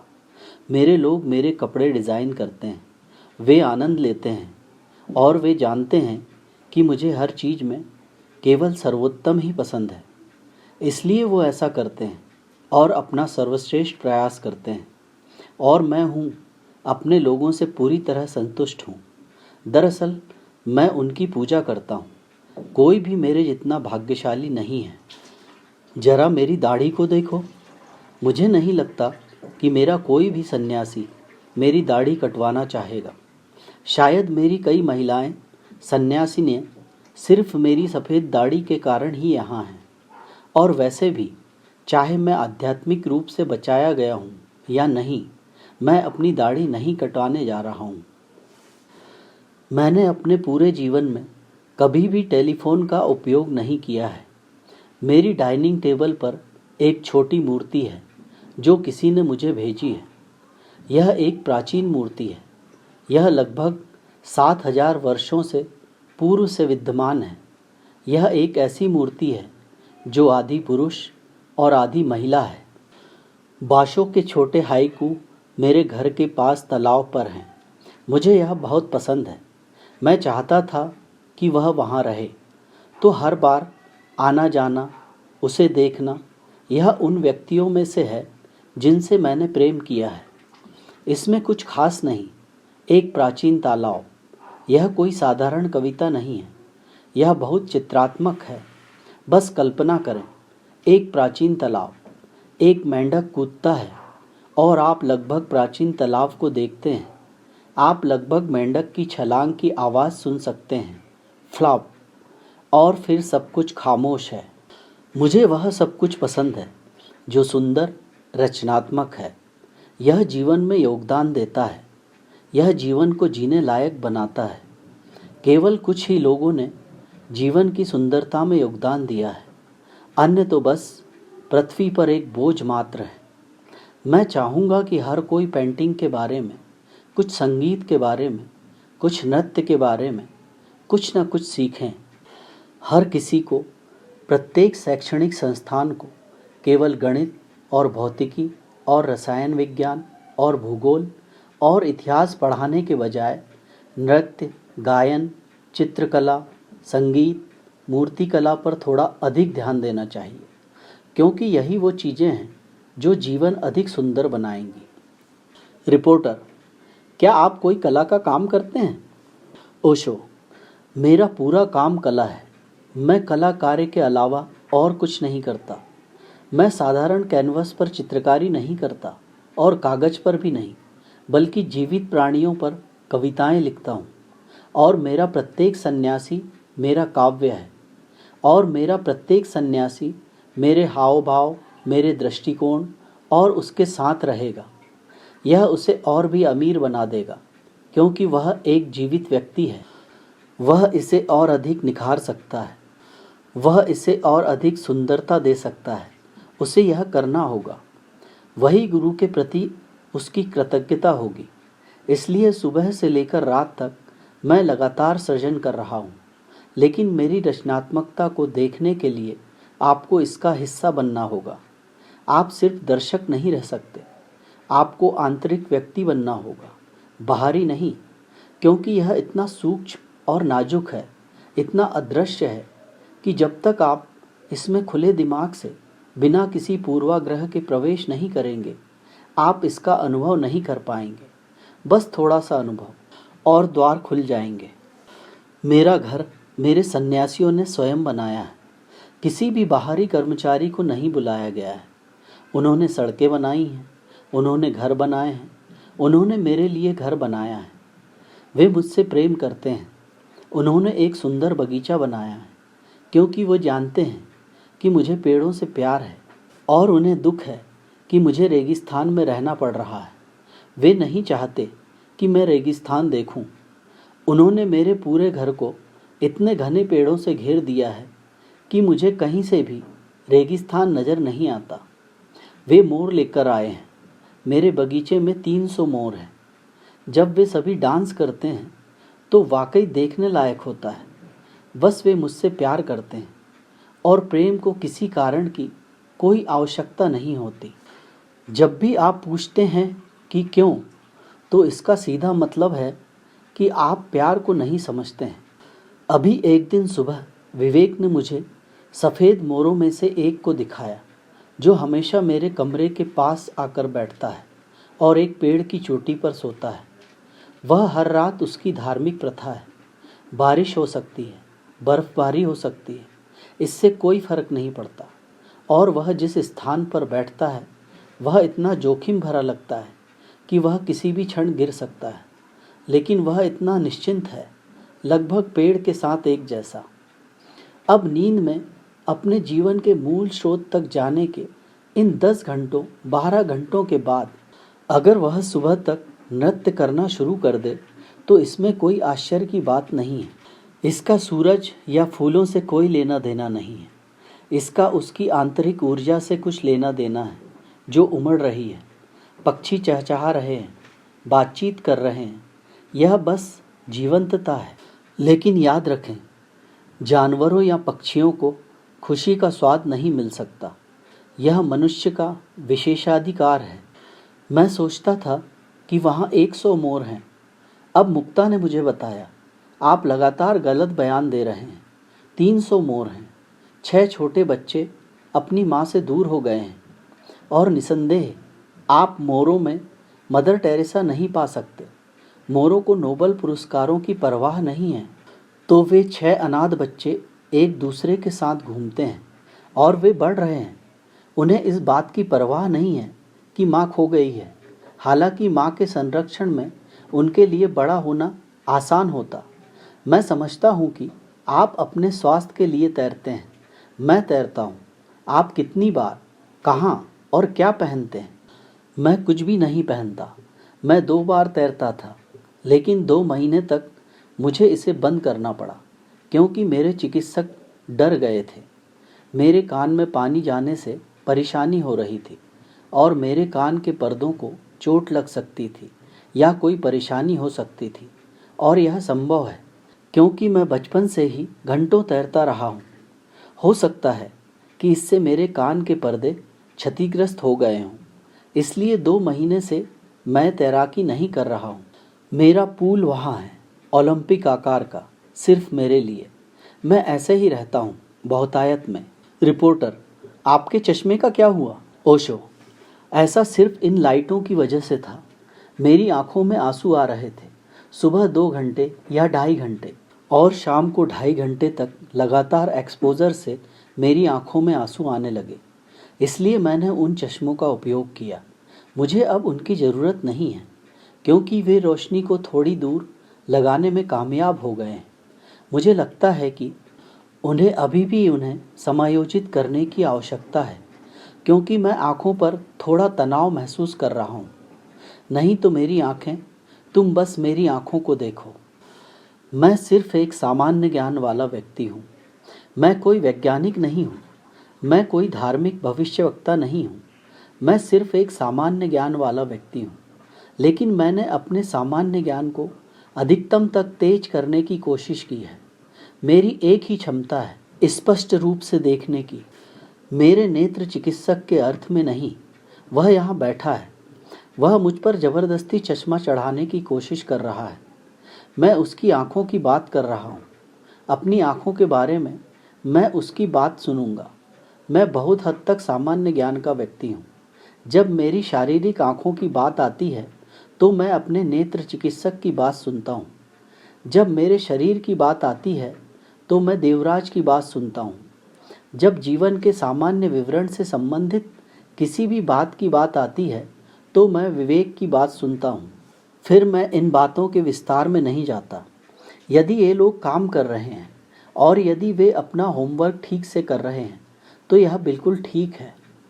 जब मैं कहता हूँ कि मुझ में केवल एक ही क्षमता है और वह है स्पष्ट रूप से देखने की, तो मेरा तात्पर्य कुछ अंतर्दृष्टि से है और मेरी दृष्टि में धर्म और विज्ञान एक ही घटना के दो नाम हैं। मैं एक बहुत आलसी आदमी हूँ, बिल्कुल आलसी। मेरे चिकित्सक डॉक्टर देवराज मुझे विटामिन डी देना चाहते हैं क्योंकि मैं बहुत आलसी हूँ। वह सोचते हैं कि कैल्शियम गायब है, शायद, लेकिन यह ज़बरदस्त रहा है। यह अच्छा है कि यह गायब था। यीशु कहते रहते हैं, पश्चाताप, पश्चाताप। किस लिए? क्योंकि आदम और हव्वा ने सेब खाया और हमें इसके पीछे पछताना पड़ेगा। अब मेरे डॉक्टर देवराज मुझे इसकी अनुमति नहीं देते, अन्यथा मैं अपने पूरे जीवन भर सेब खाता रहा हूँ। एक नहीं, कम से कम 6 प्रतिदिन। वही मेरा मुख्य आहार था। यदि किसी ने मूल पाप किया है तो मैं यहाँ हूँ। वह बेचारे आदम और हव्वा। सिर्फ एक सेब। आइसक्रीम मुझे बहुत पसंद थी। सच कहूँ तो मुझे अब भी यह बहुत पसंद है, हालांकि इसे कहीं भी ढूंढने का अब कोई रास्ता नहीं है। रिपोर्टर, आपकी अपनी सेक्स लाइफ कैसी है? क्या आप अभी भी सक्रिय हैं? ओशो, मेरी सेक्स लाइफ? मैं पूना के पहले भी सक्रिय था। मैं जीवन भर सक्रिय रहा हूँ, लेकिन अब बहुत हो गया। मेरा काम पूरा हो गया है। मैंने अपने एनलाइटनमेंट से पहले इसका आनंद लिया और अपने एनलाइटनमेंट के बाद मैंने इसका और अधिक आनंद लिया। और मैंने एक पारंपरिक विचार को गलत साबित कर दिया कि एक प्रबुद्ध व्यक्ति था सेक्स का आनंद नहीं ले पाता। यह ऐतिहासिक महत्व की चीज़ है, लेकिन अब मैं पूरी तरह संतुष्ट हूँ, बहुत अधिक संतुष्ट। रिपोर्टर, क्या आप ब्रह्मचारी हैं? ओशो, नहीं, मुझे ब्रह्मचारी क्यों होना चाहिए? मैं तो प्राकृतिक हूँ। मैं अप्राकृतिक क्यों रहूँ? यदि आप ब्रह्मचारियों से मिलना चाहते हैं तो आप कैथोलिक मठ में जाएं और वहाँ आप ब्रह्मचारियों को हस्तमैथुन के अलावा कुछ नहीं करते हुए देखेंगे। मुझे नहीं लगता कि कोई स्वाभाविक रूप से ब्रह्मचारी हो सकता है। वह किसी न किसी तरह से विकृत व्यक्ति बनने ही वाला है और मैं एक सरल स्वाभाविक व्यक्ति हूँ। मैं हर तरह से अपनी स्वाभाविक प्रवृत्ति का पालन करता हूँ। मैंने बहुत सी स्त्रियों से प्रेम किया है। शायद किसी भी पुरुष ने इतनी सारी स्त्रियों से प्रेम नहीं किया होगा। शुरू में मैं गिनती रखता था, फिर मैंने इसे छोड़ दिया क्योंकि इसका मतलब क्या है? अभी मैं ब्रह्मचारी हूँ, लेकिन यदि मेरा स्वास्थ्य बेहतर हो गया तो मैं ब्रह्मचारी नहीं रहूँगा। मैं कभी ब्रह्मचारी नहीं रहा। मैं प्रकृति के विरुद्ध कोई काम नहीं करता। अभी मैं ब्रह्मचारी हूँ। इसलिए नहीं कि ब्रह्मचर्य का कोई आकार होता है। आत्मज्ञान से पहले ब्रह्मचर्य की आवश्यकता नहीं होती। आत्मज्ञान के बाद सेक्स गायब हो जाता है और उसका स्थान प्रेम को मिल जाता है। यह कहीं अधिक नाजुक घटना है। आप जितना चाहें उतना आनंद ले सकते हैं। यह किसी भी तरह से आपके ज्ञान में खलल नहीं डाल सकता। यह कुछ शारीरिक, रासायनिक, शारीरिक है। यह आपकी चेतना को कैसे प्रभावित कर सकता है? प्रबुद्ध व्यक्ति प्रेम कर सकता है और जब वह प्रेम कर रहा होता है तब भी वह अपने अस्तित्व पर केंद्रित होता है। वह तो मात्र साक्षी है। वह स्वयं को और स्त्री को प्रेम करते हुए देख रहा है। वह एक तीसरा पक्ष है और मेरा यही मतलब है जब मैं कहता हूँ कि प्रबुद्ध व्यक्ति सेक्स से परे हो जाता है, क्योंकि वह एक तीसरा पक्ष बन जाता है। वह अपने शरीर और अपनी स्त्री के शरीर को पूर्णतः साक्षी भाव से देख सकता है। उसका साक्षी भाव किसी भी चीज़ से परेशान नहीं होता। जब मैंने कहा कि मैं ब्रह्मचारी नहीं हूँ क्योंकि मैं अप्राकृतिक नहीं हूँ, तो कुछ सन्यासी चौंक गए। उन्होंने मुझे पत्र लिखना शुरू कर दिया और मैंने उन्हें सूचित किया कि वे मेरे बारे में कोई अपेक्षा नहीं रख सकते। मैं जो चाहूँ वो कर सकता हूँ। हमारे पास ऐसा कोई अनुबंध नहीं है कि मैं आपकी अपेक्षाओं का पालन करूँगा या आप मेरी अपेक्षाओं का पालन करेंगे। मेरा किसी भी प्रकार का कोई अनुबंध नहीं है। मेरा अपने लोगों के साथ कोई अनुबंध नहीं है। मैंने उनसे यह वादा नहीं किया है कि मुझे यह बनना चाहिए या वह बनना चाहिए, इसलिए वे कभी भी मेरे व्यवहार पर सवाल नहीं उठा सकते। मैं व्यक्तिगत रहता हूँ और यही मैं चाहता हूँ कि वे भी व्यक्तिगत बने रहें। अब जो लोग मेरे यह कहने पर चौंक गए थे कि मैं ब्रह्मचारी नहीं हूँ, उन्होंने सदियों से यह विचार रखा था कि एक धार्मिक व्यक्ति को ब्रह्मचारी होना चाहिए, और विशेष रूप से किसी ने नहीं सुना है कि एक प्रबुद्ध व्यक्ति ने अपने ज्ञानोदय के बाद किसी महिला से प्रेम किया हो। स्वाभाविक रूप से वे चौंक गए। यह उन पर निर्भर है। वे सोच सकते हैं कि शायद मैं प्रबुद्ध नहीं हूँ। शायद अब उनके लिए ऐसा करने का समय आ गया है कि इस जगह को छोड़ दें। शायद वे किसी गलत इंसान के पास आ गए हैं। लेकिन जहाँ तक मेरा सवाल है, मैं पूरी तरह से स्वतंत्र, बिल्कुल स्पष्टवादी, कोई गोपनीयता नहीं रखूँगा। मैं निश्चित रूप से जानता हूँ कि ब्रह्मचर्य तब तक अप्राकृतिक है जब तक आप नपुंसक न हो, और मुझे नहीं लगता कि कोई नपुंसक व्यक्ति कभी प्रबुद्ध हुआ है। नहीं, इसका कोई जिक्र नहीं है। वास्तव में बस विपरीत मामला है। जो लोग प्रबुद्ध हुए वे वास्तव में बहुत अधिक कामुक थे, इसलिए मैं उन्हें जोरबाज कहता हूँ। वे वास्तव में बहुत अधिक कामुक थे, इतने अधिक कि अंततः उन्हें समझ आया कि इसमें कुछ भी ज़्यादा नहीं है। उन्होंने इसे पूरी तरह से अनुभव किया और इसमें कुछ भी नहीं पाया, और यही वह बिंदु था जहाँ से उन्होंने कुछ और खोजना शुरू किया। यह उन्हें बुद्धत्व, आत्मज्ञान की ओर ले गया। लेकिन एक बार जब वे प्रबुद्ध हो गए, वे लोगों की अपेक्षाओं को पूरा कर रहे थे, क्योंकि वे महान प्रबुद्ध गुरु, पैगंबर, मसीहा बनना चाहते थे। वे महिलाओं को बेवकूफ़ बना सकते थे। बुद्ध किसी स्त्री की ओर देखेंगे भी नहीं। कैसी कायरता है! बुद्ध किसी भी महिला को अपने करीब नहीं आने देते थे। उन्हें 8 फीट दूर रहना पड़ता था। क्या यह आत्मज्ञान है? इतना भयभीत, इतना कंपित कि एक स्त्री भी निकट आ जाए तो तुम भयभीत हो जाओ। यह दमन है, यह आत्मज्ञान नहीं है। मैं पूरी दुनिया को बताना चाहता हूँ कि अज्ञानी लोग केवल यौन संबंध ही बना सकते हैं, जिसे वे प्यार कहते हैं। ये बात ठीक नहीं अच्छी। उन्हें इसे प्यार करना कहना बंद कर देना चाहिए। वे बस यौन संबंध बना रहे हैं। केवल एक प्रबुद्ध व्यक्ति ही प्रेम कर सकता है, क्योंकि अब यह उसकी आवश्यकता नहीं रही। वह वर्षों तक इसके बिना रह सकता है, और एक क्षण के लिए भी उसे इसकी आवश्यकता महसूस नहीं होगी। लेकिन वह इसका मनोरंजन के रूप में आनंद ले सकते हैं। मैं ताश खेल सकता हूँ, यह कोई आवश्यकता नहीं है। मैं कभी कभार पी सकता हूँ, यह मेरे ज्ञान में खलल नहीं डालता। मैं प्यार कर सकता हूँ, मैं नहीं देखता। लेकिन यह लोगों के आत्मज्ञान के विचार को परेशान कर सकता है। यही उनका व्यवसाय है। मेरा ज्ञानोदय ऐसे नाजुक पदार्थ से नहीं बना है। इसे किसी भी चीज़ से परेशान नहीं किया जा सकता है। वास्तव में वे पूछते रहे हैं कि क्या प्रबुद्ध लोग सेक्स से परे हैं, और मैंने उन्हें उत्तर भेजा है कि प्रबुद्ध व्यक्ति अंततः आत्मज्ञान से भी आगे निकल जाता है, और मैं आत्मज्ञान को भी पार कर चुका हूँ। अब मैं फिर से वही पुराना सामान्य आदमी हूँ जो जेट यात्रा के इस दौर से पहले था। मैं घर वापस आ गया हूँ। मैं हर चीज़ से गुजर चुका हूँ। सारा ध्यान, सारा आत्मज्ञान, और नई आँखों, नई स्पष्टता, नई दृष्टि के साथ घर वापस आया हूँ। यह लगभग लगातार LSD पर जीने जैसा है। महिलाओं का पीछा करने के मेरे तरीके बहुत सूक्ष्म हैं। मैं अपनी कुर्सी पर बैठकर उनका पीछा करता हूँ। मुझे हर तरह का काम नहीं करना है। जिम्नास्टिक, मुझे उन्हें कैफ़े, रेस्तरां, फिल्म देखने नहीं ले जाना है। मैं बस अपनी कुर्सी पर बैठा हूँ। लेकिन अगर मैं उनकी आंखों में भी देखूं तो यह काफ़ी है। कैफ़े, रेस्तरां और फिल्में इसके सामने कुछ भी नहीं है। बस अपना हाथ हिला रहा हूँ, और मैं देखता हूँ कि महिला बहुत खुश हो रही है।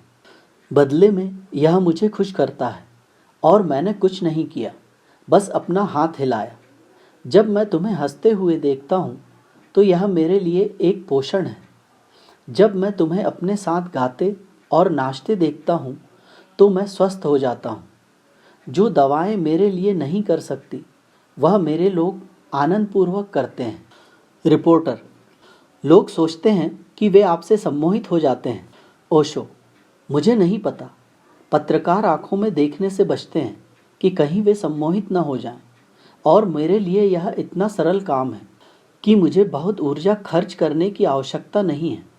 बस एक महिला के प्रति थोड़ी सी मुस्कुराहट ही काफ़ी है।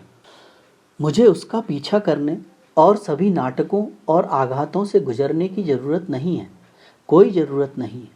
अपने पूरे जीवन में मैं एक भी ऐसी महिला से नहीं मिला जो उस क्षण तैयार न हो जब मैंने उसकी आंखों में देखा।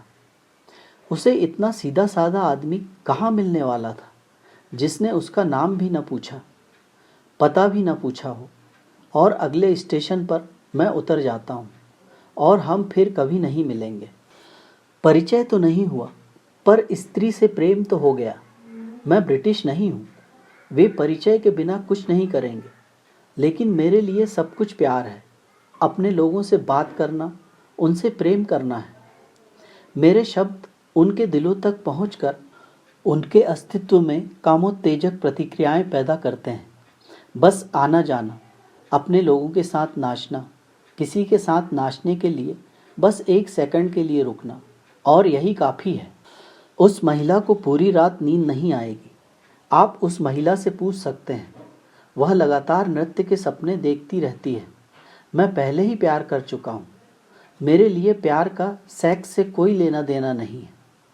प्यार करने के 1001 तरीके हैं। सेक्स सबसे निम्नतम पशु विरासत है, और मैं चाहूँगा कि मेरे लोग जीव विज्ञान से ऊपर उठें, तभी वे वास्तव में स्वतंत्र होंगे।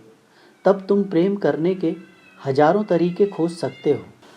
बस एक साथ चुपचाप बैठे रहना, कुछ न करना, लेकिन एक दूसरे के लिए प्यार से भरा होना।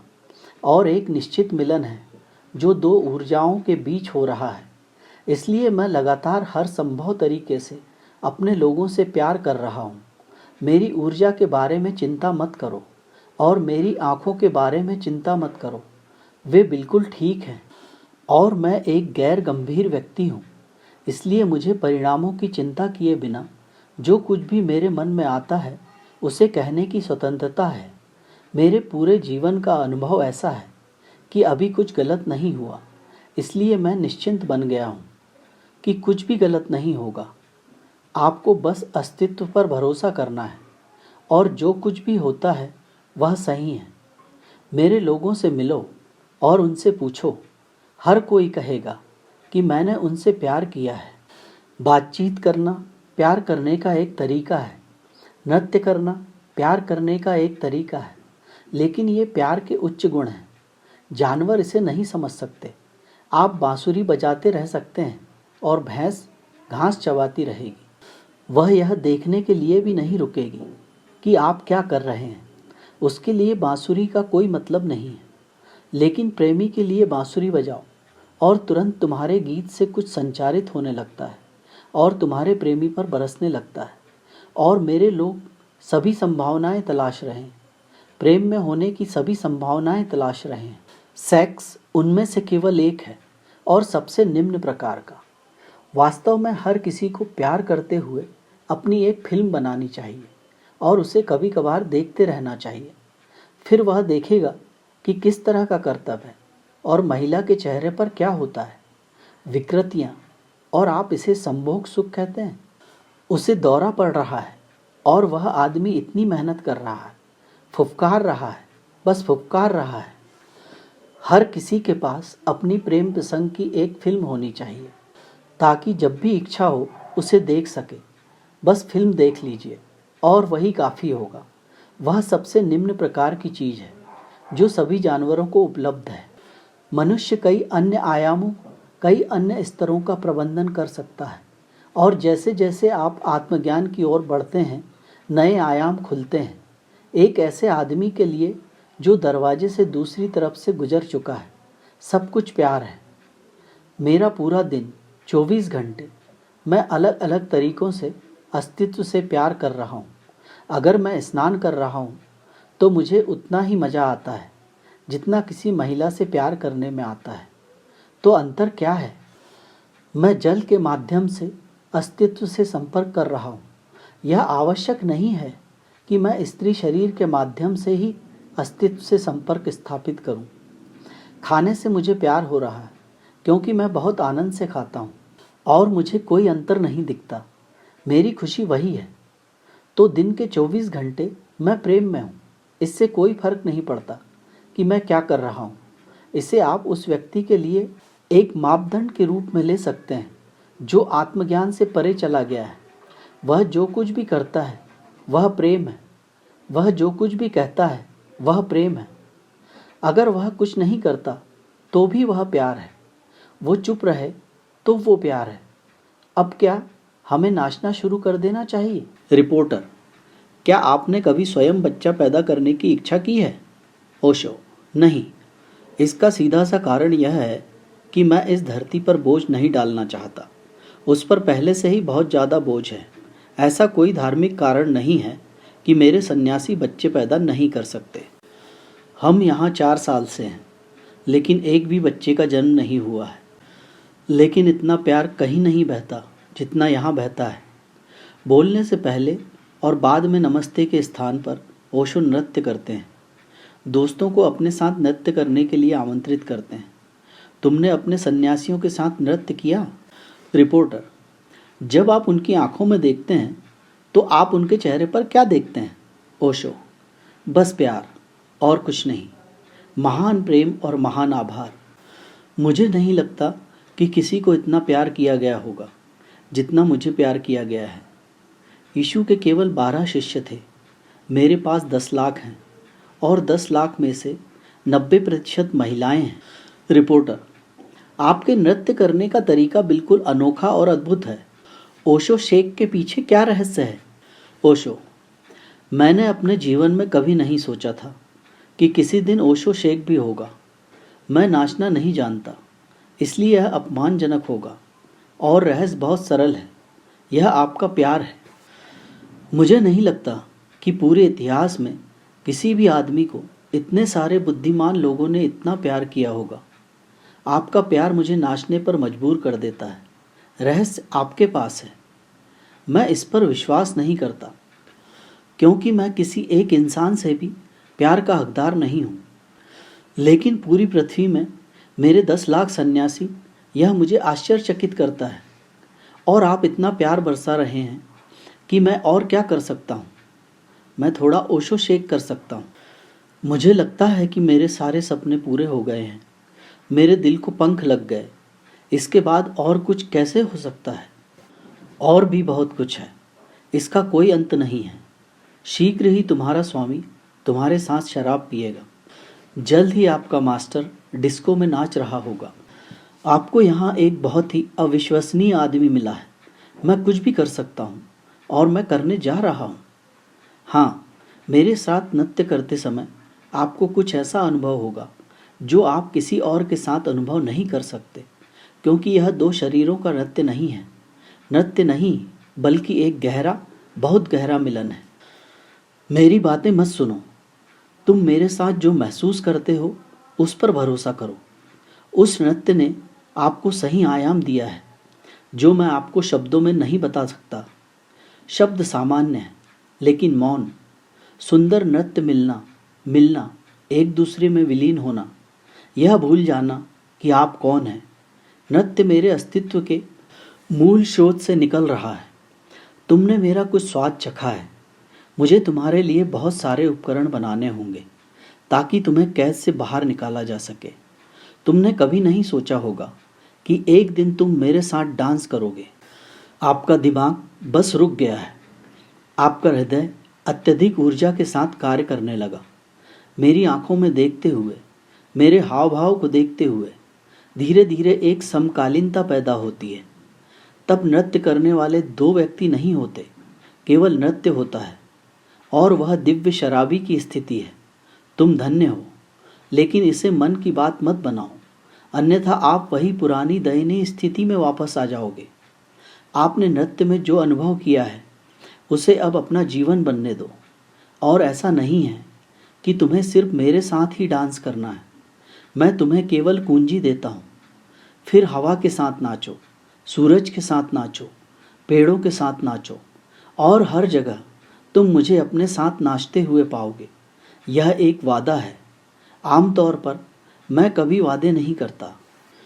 मेरी माँ कल मेरे पास आई। वह थोड़ी चिंतित थी।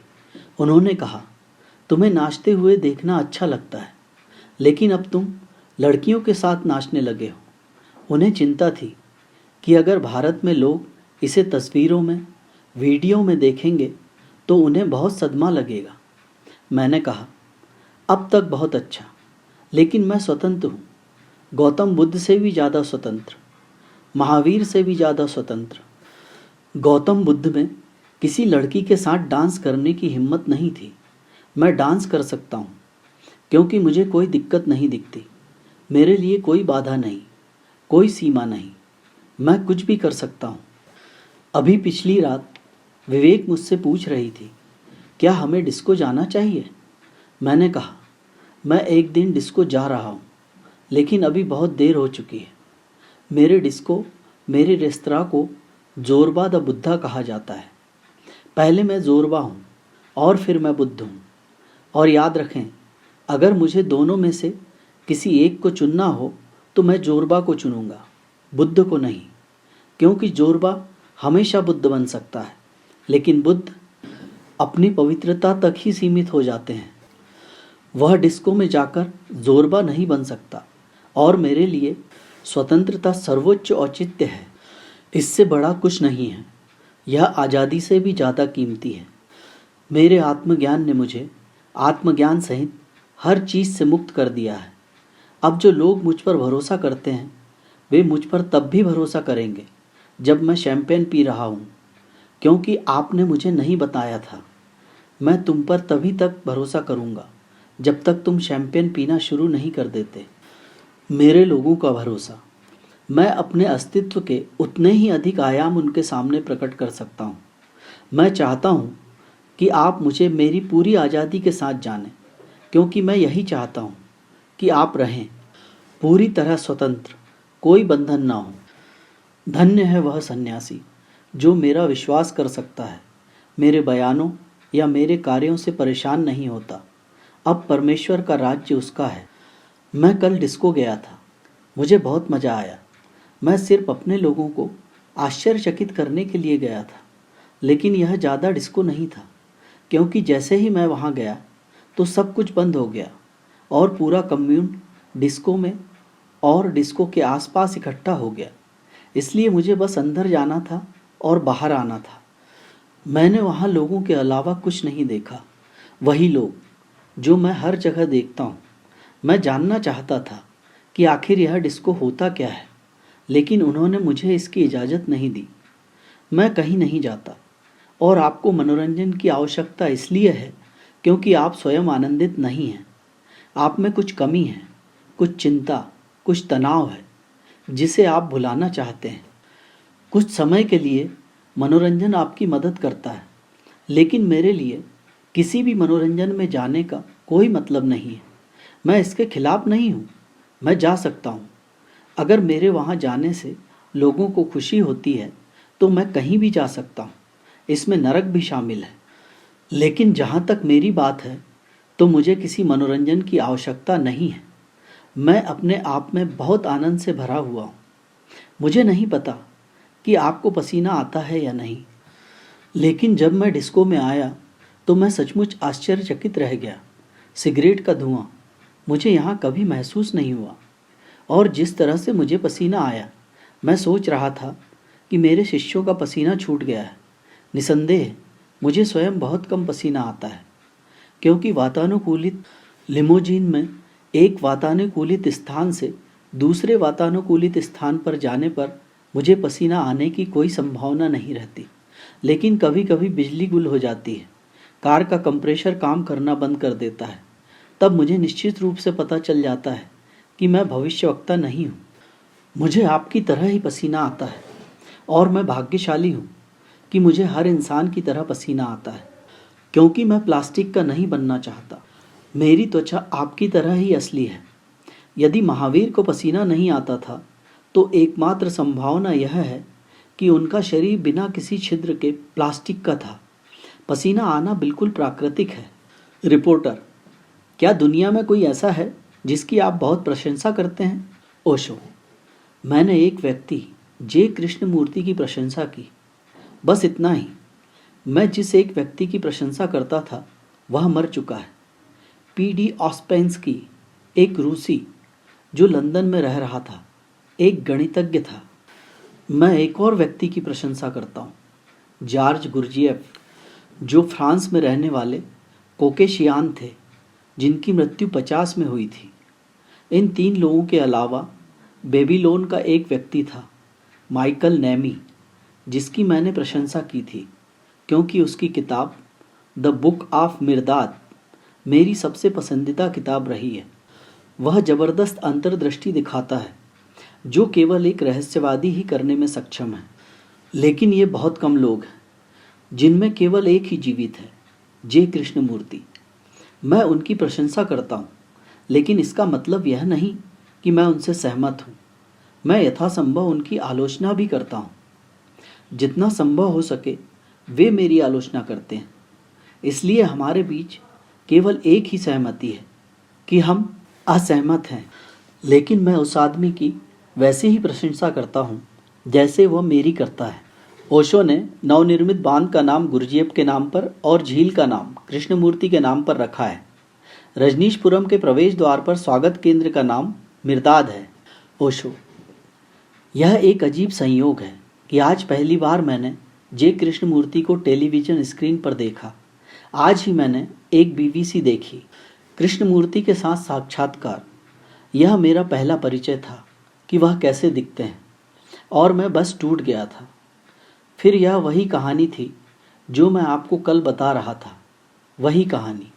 उसमें बिल्कुल भी कोई करिश्मा नहीं है, कोई प्रभाव नहीं है। इंटरव्यू देखकर मुझे दुख हुआ।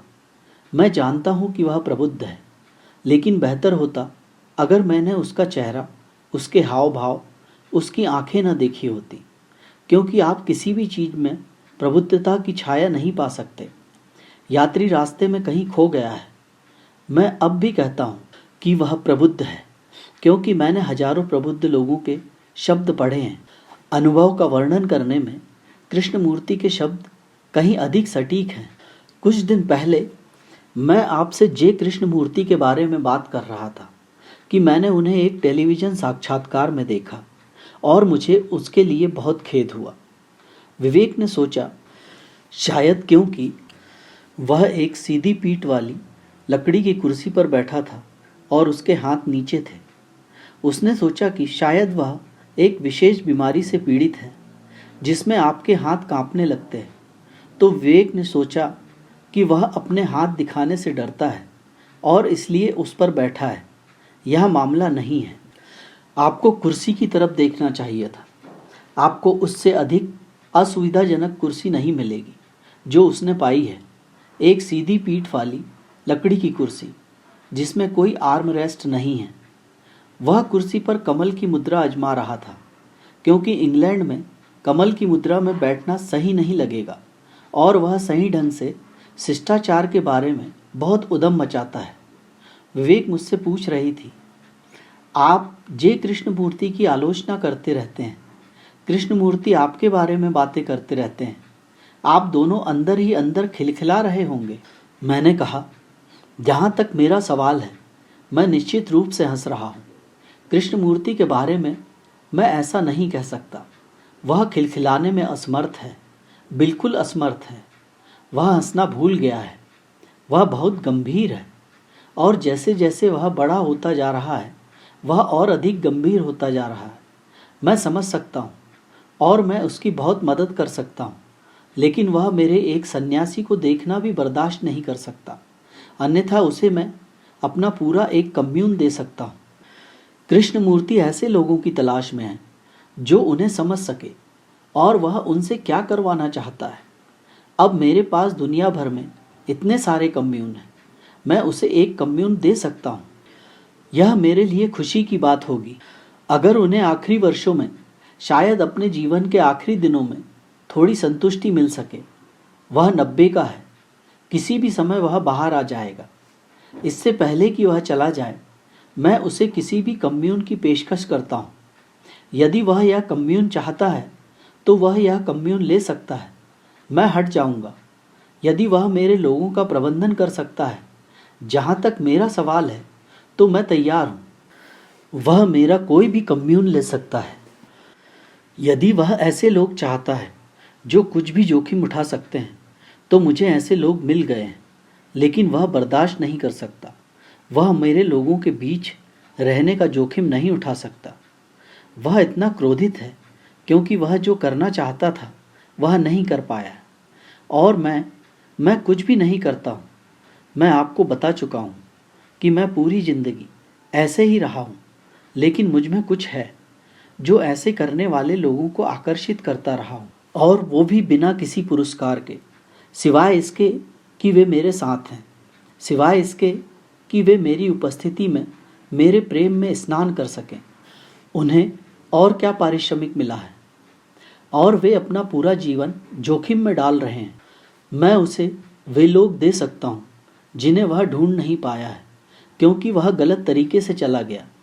लेकिन मैं ट्रेन में हूँ, और अगर वह चाहता है कि मैं नीचे उतर जाऊँ, तो मैं नीचे उतर सकता हूँ, और वह मेरी जगह ले सकता है। इसमें कोई समस्या नहीं है, लेकिन यह उसके लिए एक बड़ी समस्या होगी, क्योंकि यह दुनिया जो मैंने अपने चारों ओर बनाई है, उसे मेरे जैसा कोई अस्तित्वहीन प्रबंधक ही प्रबंधित कर सकता है। तो मैंने विवेक से कहा, मैं हंस सकता हूँ, क्योंकि मेरे लिए वह कोई समस्या नहीं है। मेरे लिए कोई भी समस्या नहीं है, लेकिन उसे किसी तरह मेरा अस्तित्व दुख पहुँचाता है, क्योंकि वह यही चाहता था। एक गाना मेरे पास है जिसे किसी निर्मला देवी ने गाया है। अपने पूरे जीवन में, भारत भर में, मैं उस महिला के बारे में पूछताछ करता रहा हूँ, क्योंकि मैं उसके अन्य गाने भी चाहता हूँ। लेकिन वह महिला कौन है, कहाँ गायब हो गई, इसका पता नहीं चल पाया है। और मुझे यह भी याद नहीं है कि यह टेप मुझे किसने भेजा था। लोग मुझे टेप भेजते रहते हैं।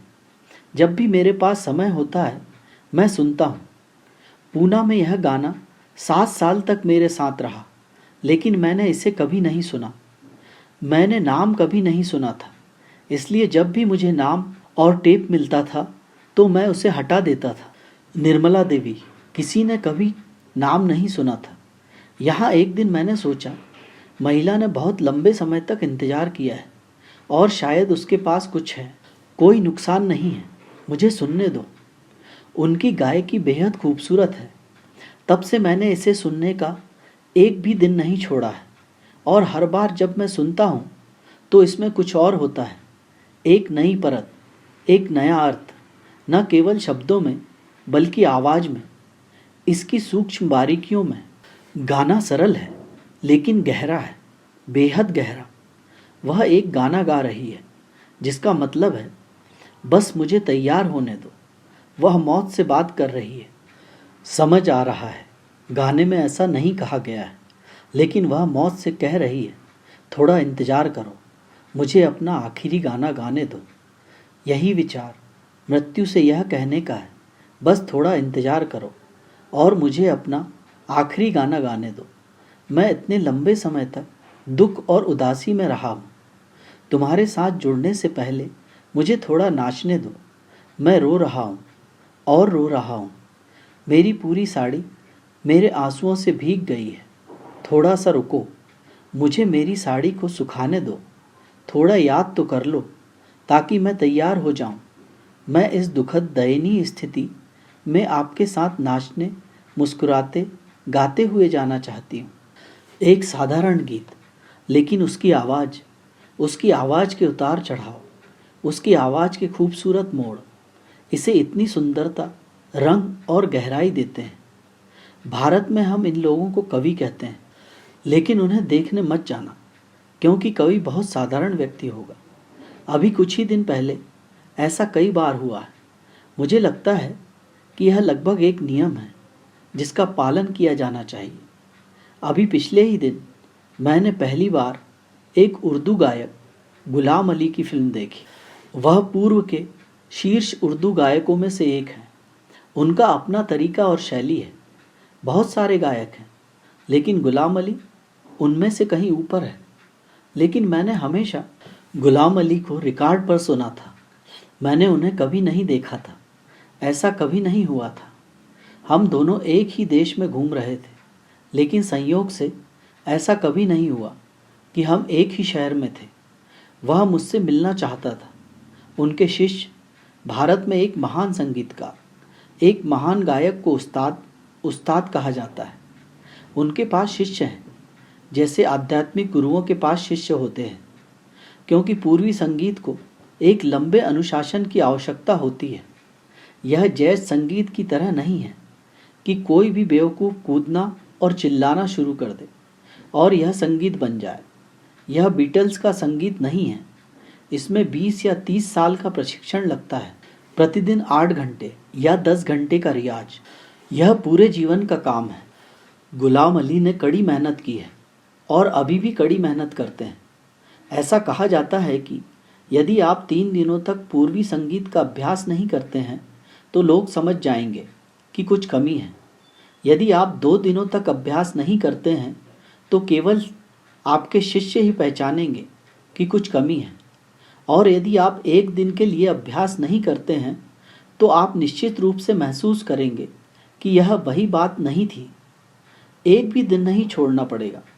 लेकिन अभी कुछ ही दिन पहले पाकिस्तान से किसी ने मुझे गुलाम अली की एक वीडियो फिल्म भेजी और जो मैं आशा कर रहा था वही हुआ। उनका व्यक्तित्व इतना खराब है कि उस खूबसूरत आवाज़ को इस आदमी से जोड़ना जो किसी डाकघर के क्लर्क या किसी रेलवे कंपनी में टिकट कलेक्टर या किसी बस में कंडक्टर जैसा दिखता है, उस प्रकार का आदमी। मुझे अपनी आंखें बंद करनी पड़ी क्योंकि उसका चेहरा, उसकी आंखें, उसके हाथ, उसके हाव भाव सब कुछ परेशान करने वाला था। मैंने सोचा कि मुझे उन्हें एक सुझाव भेजना चाहिए। आपको पर्दे के पीछे गाना चाहिए। आप प्रस्तुत करने के लायक नहीं हैं। आप अपना संगीत नष्ट कर देते हैं। संगीत लगभग दिव्य है। फिर आप देखते हैं पीछे एक गधा खड़ा है। आप उन्हें जोड़ नहीं सकते। कुछ दिन पहले भी ऐसा ही हुआ था। मैंने मेहंदी हसन को कभी नहीं देखा। एक और महान गायक, गुलाम अली से कहीं अधिक आधुनिक। गुलाम अली बहुत रूढ़िवादी है। उनकी तालीम रूढ़िवादी है। लेकिन मेहंदी हसन के पास बहुत ही नवीन प्रतिभा है। वह रूढ़िवादी संगीत में प्रशिक्षित है, लेकिन उन्होंने खुद को यहीं तक सीमित नहीं रखा है। उन्होंने नए तरीके, नई शैलियाँ विकसित की हैं और वह वास्तव में एक रचनात्मक व्यक्ति है। गुलाम अली कोई रचनात्मक व्यक्ति नहीं है। वह उन गीतों को ठीक वैसे ही सुनाता है जैसे वे हजारों वर्षों से गाए जा रहे हैं। उनको सुनते हुए आप हजारों वर्षों की, उनके पीछे की पूरी परंपरा को सुन सकते हैं। इन सभी गायकों का घराना होता है। घराना का अर्थ है परिवार। वे अपने माता पिता के परिवार से नहीं, वे उस गुरु के परिवार से जाने जाते हैं जिन्होंने उन्हें सिखाया है। वही उनका घराना है। वे अपने गुरु के नाम से जाने जाते हैं। उनके गुरु को उनके गुरु के नाम से जाना जाता है। उनके घराने हजारों साल पुराने हैं और प्रत्येक पीढ़ी अगली पीढ़ी को बिल्कुल एक ही स्वर, एक ही तरंग दैर्घ्य सिखाती है। लेकिन मेहंदी हसन अति आधुनिक है और उनके पास रचनात्मक प्रतिभा है जो कहीं अधिक महत्वपूर्ण है। मैंने उनसे प्यार किया है क्योंकि वह एक नई रोशनी, पुराने गाने को गाने के नए तरीके लेकर आए हैं। वह इतना रचनात्मक है कि पूरा गाना लगभग नया, पुनर्जीवित, ताज़ा लगता है, जैसे अभी अभी खिले फूल पर ओस की बूंदें अभी भी जमी हुई हैं।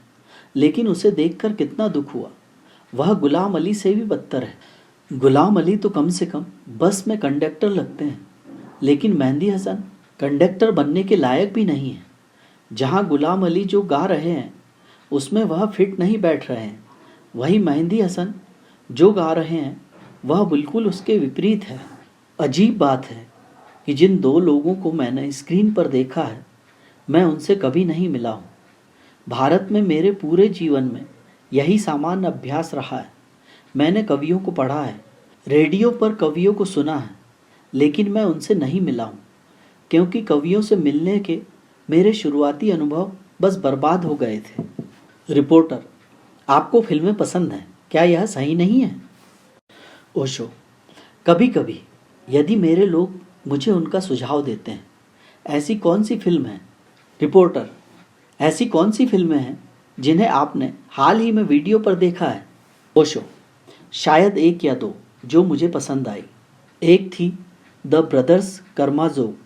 वह दोस्तोवस्की का उपन्यास है जो मुझे हमेशा पसंद आया है और मैं इसे पवित्र बाइबल से भी अधिक मूल्यवान मानता हूँ। दूसरी लियो टॉल्स्टॉय की अन्ना कैरेनिना थी।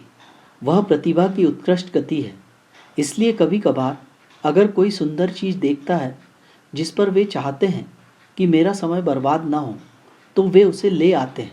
रिपोर्टर, मैंने कहीं पढ़ा है कि आपको पैटर्न और द 10 कमांडमेंट्स पसंद आई। ओशो, 10 कमांडमेंट्स मुझे एक फिल्म के रूप में पसंद आई। रिपोर्टर, आपको किताब पसंद नहीं आई? ओशो, नहीं, आदेश वही शब्द मेरे लिए नहीं है। रिपोर्टर, क्या आप वीडियो देखने में बहुत समय बिताते हैं? ओशो, नहीं। रिपोर्टर, और आप अब कुछ भी नहीं पढ़ रहे हैं? ओशो, नहीं, 5 साल से मैंने कुछ नहीं पढ़ा, लेकिन 5 साल से पहले मैं उतना पढ़ चुका हूँ जितना लोग 5 जन्मों में नहीं पढ़ सकते। रिपोर्टर, मैं समझता हूँ कि आप ग्रीक जोरबा को पसंद करते हैं। आपकी अन्य पसंदीदा फिल्में कौन सी हैं? ओशो, जोरबा की तुलना किसी से नहीं की जा सकती है। रिपोर्टर, क्या आप एंथोनी क्वीन से मिले हैं?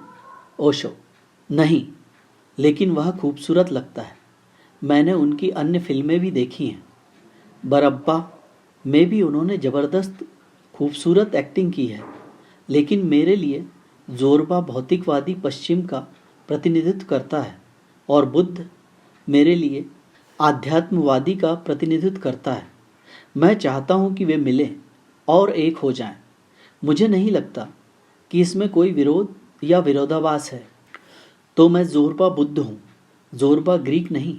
अपने जीवन मूल्यों में वृद्धि के लिए अपने इस दोस्त के वीडियो को लाइक और चैनल को सब्सक्राइब कर प्रोत्साहित करना ना भूलें और वीडियो को अपनों में शेयर कर अपने इस दोस्त के छोटे से प्रयास 2 फल ठहरें और अपने लिए सोचें।